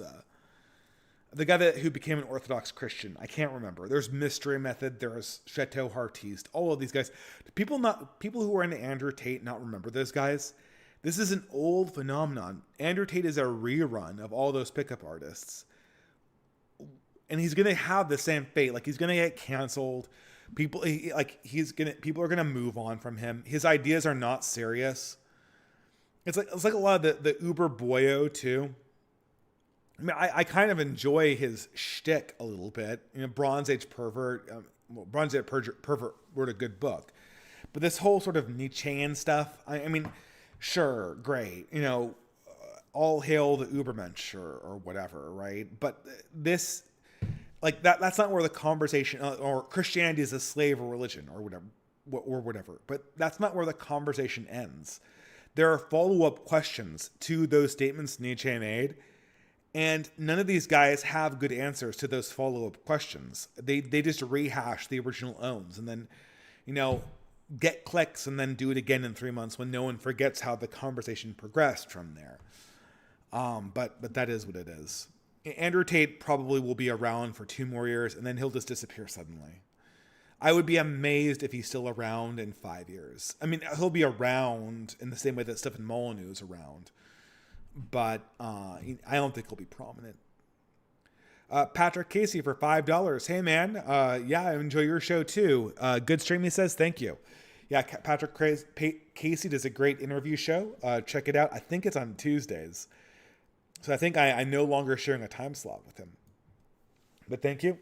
Novum for $5 USA. Good evening, Dave. In your experience, what's a lesser known error in thinking among the lower working class that the upper elites do not share? The last Silding stream got me thinking about this when the outlooks on the world were discussed. The lower class,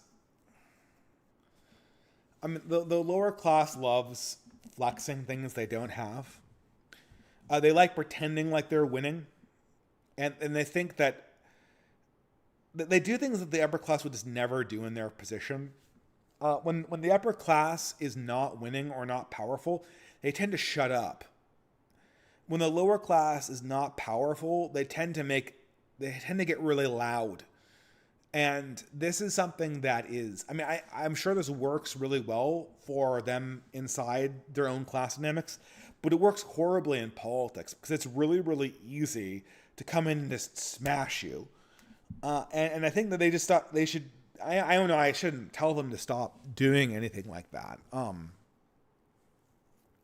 But it's a democratic impulse that they've learned from being Americans. My grandparents were working class people who came from Europe, and they were very private people. When they went out, they always dressed up like they were a class, like they were richer than they actually were. They were always very careful never to broadcast how much money they had.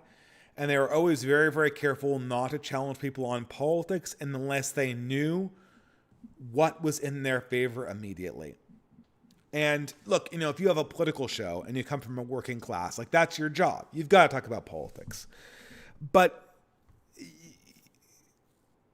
when you overpromise and you underdeliver, that makes you weak. And I've noticed that a lot of American working class people do that a lot. Dreadnought for $3 USA.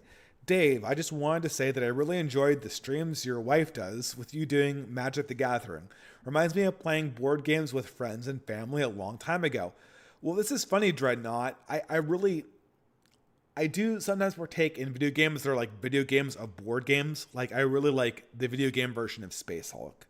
So I played Space Hulk as a board game as a kid, and I've been killing myself finding an affordable version of Space Hulk on eBay. I just can't do it.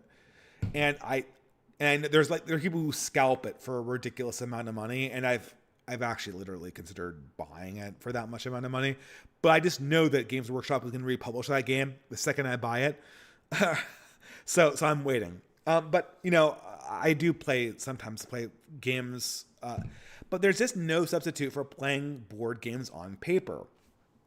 Like for instance, so I don't control what my wife puts on her channel, and she wanted to do this let's play Magic the Gathering on the computer and lose it at which and so it's funny. And you check out the Tilting Turtle if you want to see her and me lose at that game continuously one night a week for an hour.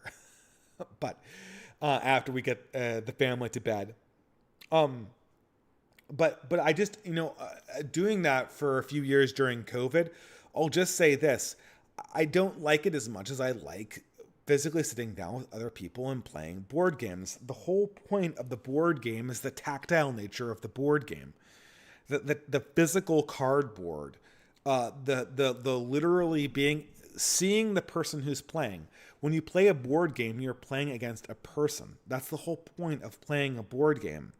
If you're playing against, someone on the other side who could be an AI, who could be someone who doesn't speak your language, you have no concept of their thought process. A whole dimension of the game is just not there. So I'm not trying to put down my wife's channel. I think she's going to switch to another game at some point too, but I'm glad you enjoy it. Dreadnought for $5 USA. How should we handle despair? I believe in God, but I think that this fight is hopeless. Our fate will be that of the Vendee and the French Revolution. I see it as Ragnarok. We cannot win. We and our race and our culture will die, but we must fight. Well, why would our race and our culture die? I mean, the Vendee were defeated, but their descendants went on to be French peasants. Not all of them died. A nucleus always continues and fights on. There are always situations where entire cultures and religions are just destroyed, but I do not think that is our fate. And if it is our fate, it's not all of them. I guess literally there could be a nuclear war or an AI could destroy everyone in the world. But I think that those are remote possibilities. And what will happen is that the overwhelmingly likely possibility is the black horse idea of the genetic bottleneck. A certain number of people will get through the bottleneck and continue on to the future, to continue on our culture and our people, and some recombination of our civilization. It might not be Faustian anymore. It might be something else. And even withstanding that, God always abides. So I don't know. I mean, I've had problems with depression before, and talking to people dealing with depression, what they always bring me back to is the boundary of control. What can you do in this moment to make the world better? This is another thing that you see in the types of discourse that are poisonous or productive, is that the poisonous conversations always have you thinking macrocosmically about things you can't do anything about and that you can only interact with as a consumer of content. Well, productive conversations should have you feeling like you can take actions to make your life immediately better. I don't know what people get out of these streams, but I'm hoping what people get out of these streams is new attitudes. I hope they discover new books to read because we talk about them a lot. I hope they discover something that they can take to their own lives in terms of conversations. Maybe that will help, but always, always, always go back to the line of control, and not your line of control in virtual space, your line of control in real space as much as possible. Thank you very much for the super chat though. James Rice for $20 USA. Good evening, Dave. I was wondering if the dissident right and art scene that you were aware of. I see Yarvin promote some stuff. Thanks and God bless.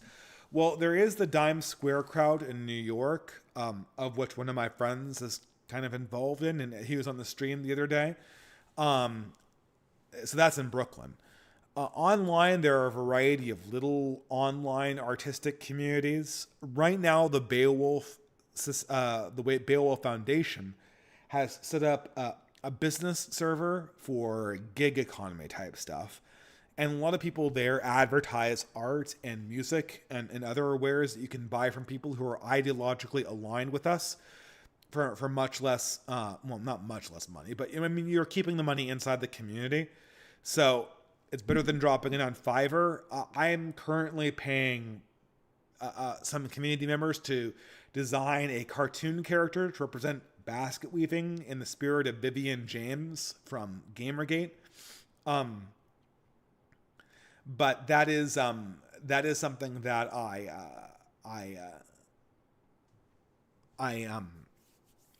think is the next step. So I will point you, if you want to go to the basket weaving servers, there's a community there. There are little art scenes in New York. I think there's one in Berkeley too, I've heard. I never found it. But that and then a variety of online circles is what we have going right now. And I'm hoping that we can combine this, the basket weaving meetup groups with the art groups, so that if people need patronage, people to show up at a certain location, to support community members, that will be available for them. But thank you very much, James. Sarah for $3. My voice is running out. Thoughts on the recent divorce of normie Christians. First Crowder, then Lauren Southern. It's so annoying, as when this happens, the left narrative is getting married young is bad. To be continued. Lauren's video was so frustrating, as she conceded points to the left that we're supposed to fight against, saying that there are all these problems with getting married young. That's the opposite of what the right should be saying. Well, I mean, yeah, this is the thing with divorce, is that it completely confirms the left's narrative about family formation being futile for young people. Now, I know a lot of people who got married young and made it work, but with Lauren Southern and Crowder, I mean, Crowder was particularly bad because, I mean, it told a story of a guy who was ostensibly conservative abusing his authority in a lot of ways, kind of leaning back on this, like this very, obviously the husband should be the person who decides the exception in the household. One person has to decide the exception, and the exception, and that person is the husband, because by default, it's the male role to decide the exception. But to lord over the rules in such an abusive way, like Crowder did, was incredibly counterproductive.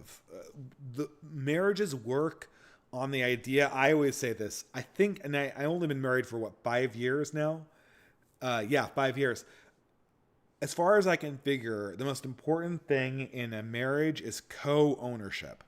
Ownership. So everything, your wife and you have a shared amount of money and a shared amount of time. And if you can do things to give her more time or to give the family more money, then you have to take ownership over that. And she has to take ownership over the fact that you have limited time too. So a great example of this was something that iHypocrite said in his own marriage, where he's like, he's taking the dishes back to the sink and the dishwasher is full. So he can't put them back in the dishwasher because it's full. But he thinks, I could unload the dishwasher because it only takes me 5 minutes to do that. And someone has to unload it. And if I don't unload it, she'll have to unload it. And that will cost her more time, which I'll end up paying for eventually anyway, because it's all our family's time. More to your point, Sarah, the right has to focus on successful matches. Just encouraging people to get married without them understanding how to become a successful match is not productive. And I think in Lauren Southern's case, there were just basic questions that she should have asked her husband when they were going into their marriage that they did not ask.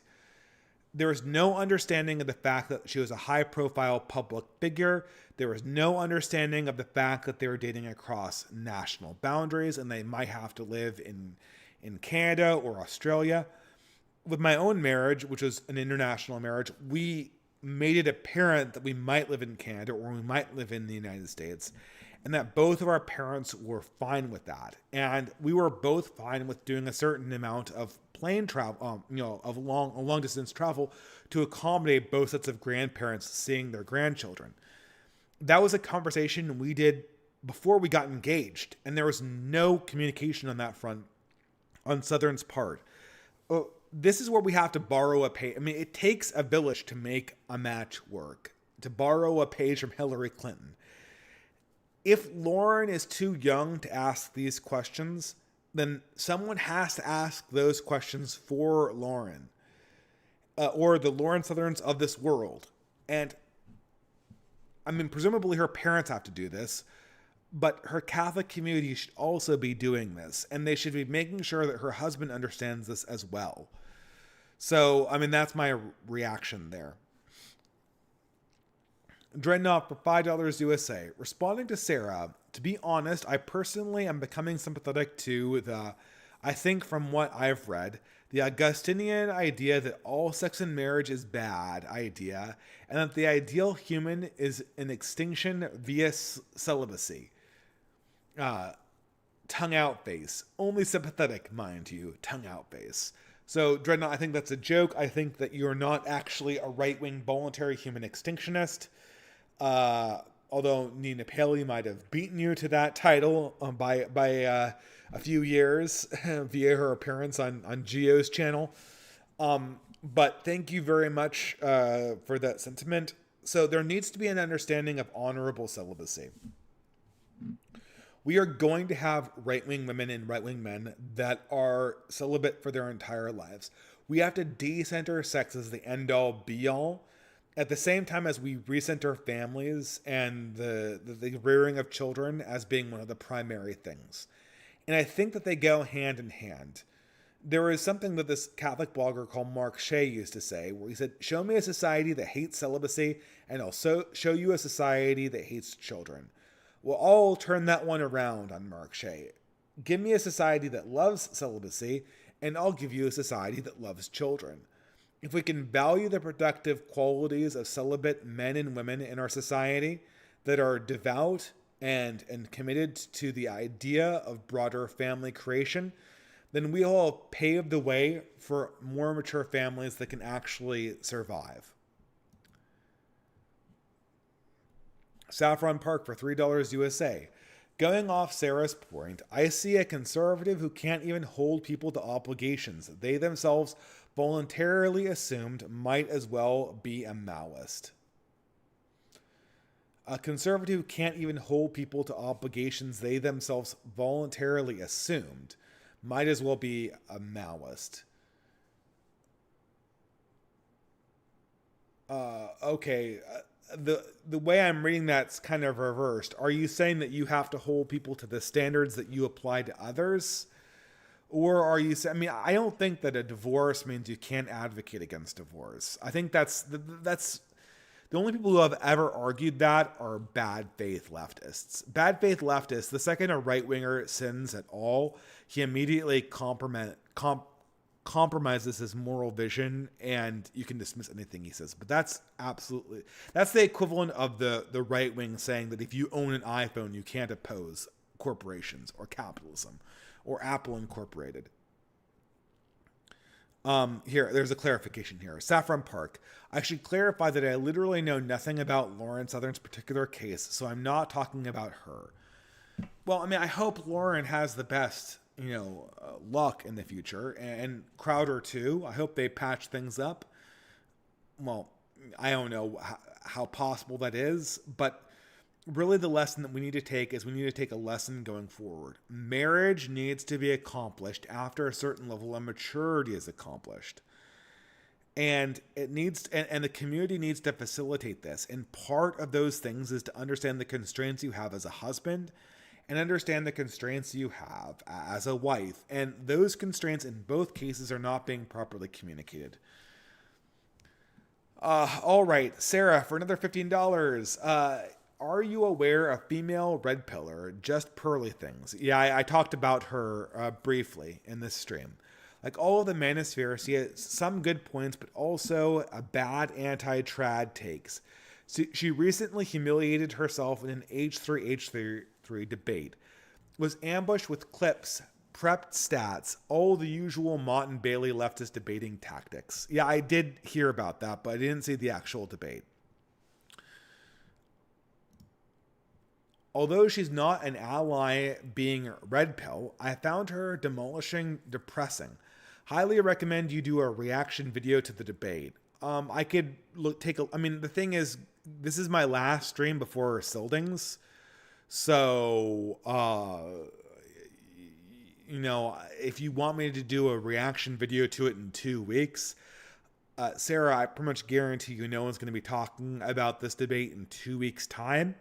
Now, and if you want me to talk about just pearly things and the reemergence of the red pill community after Sildings, I'd be happy to take that subject on.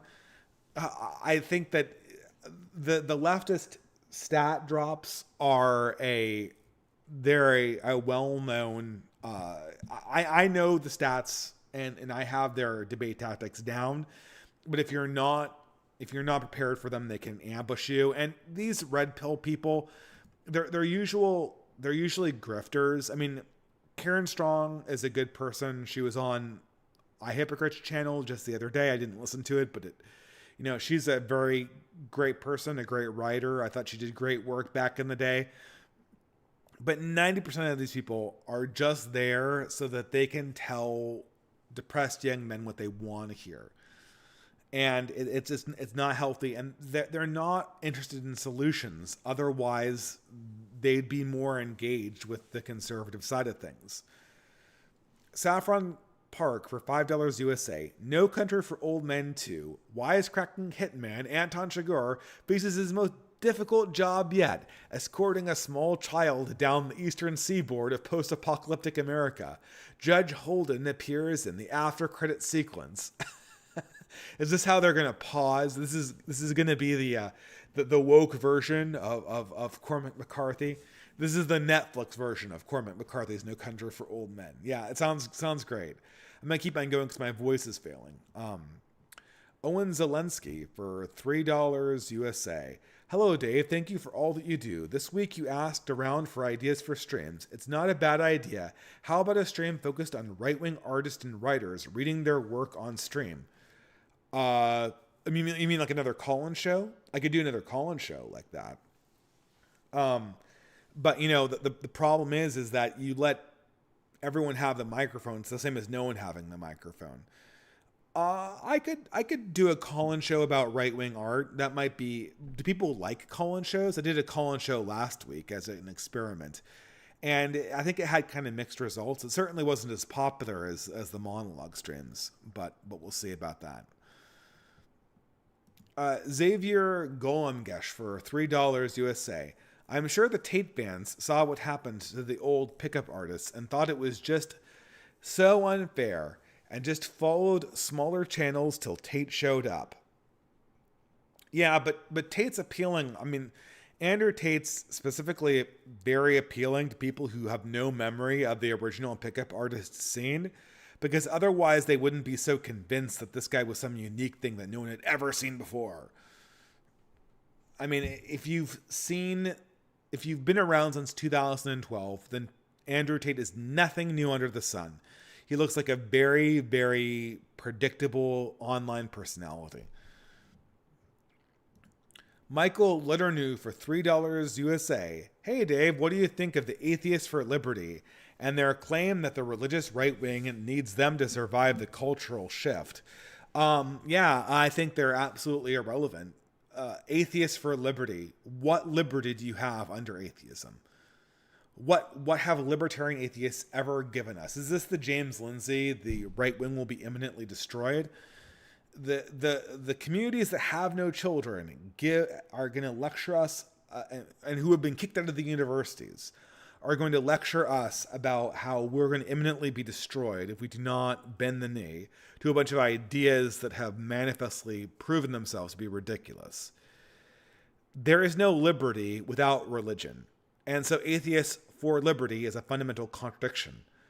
John Locke would have you censored for your atheist ideas, and there has been no version of liberalism that has been at all coherent with human anthropology that has ever existed in a post-religious age. And so this is farcical.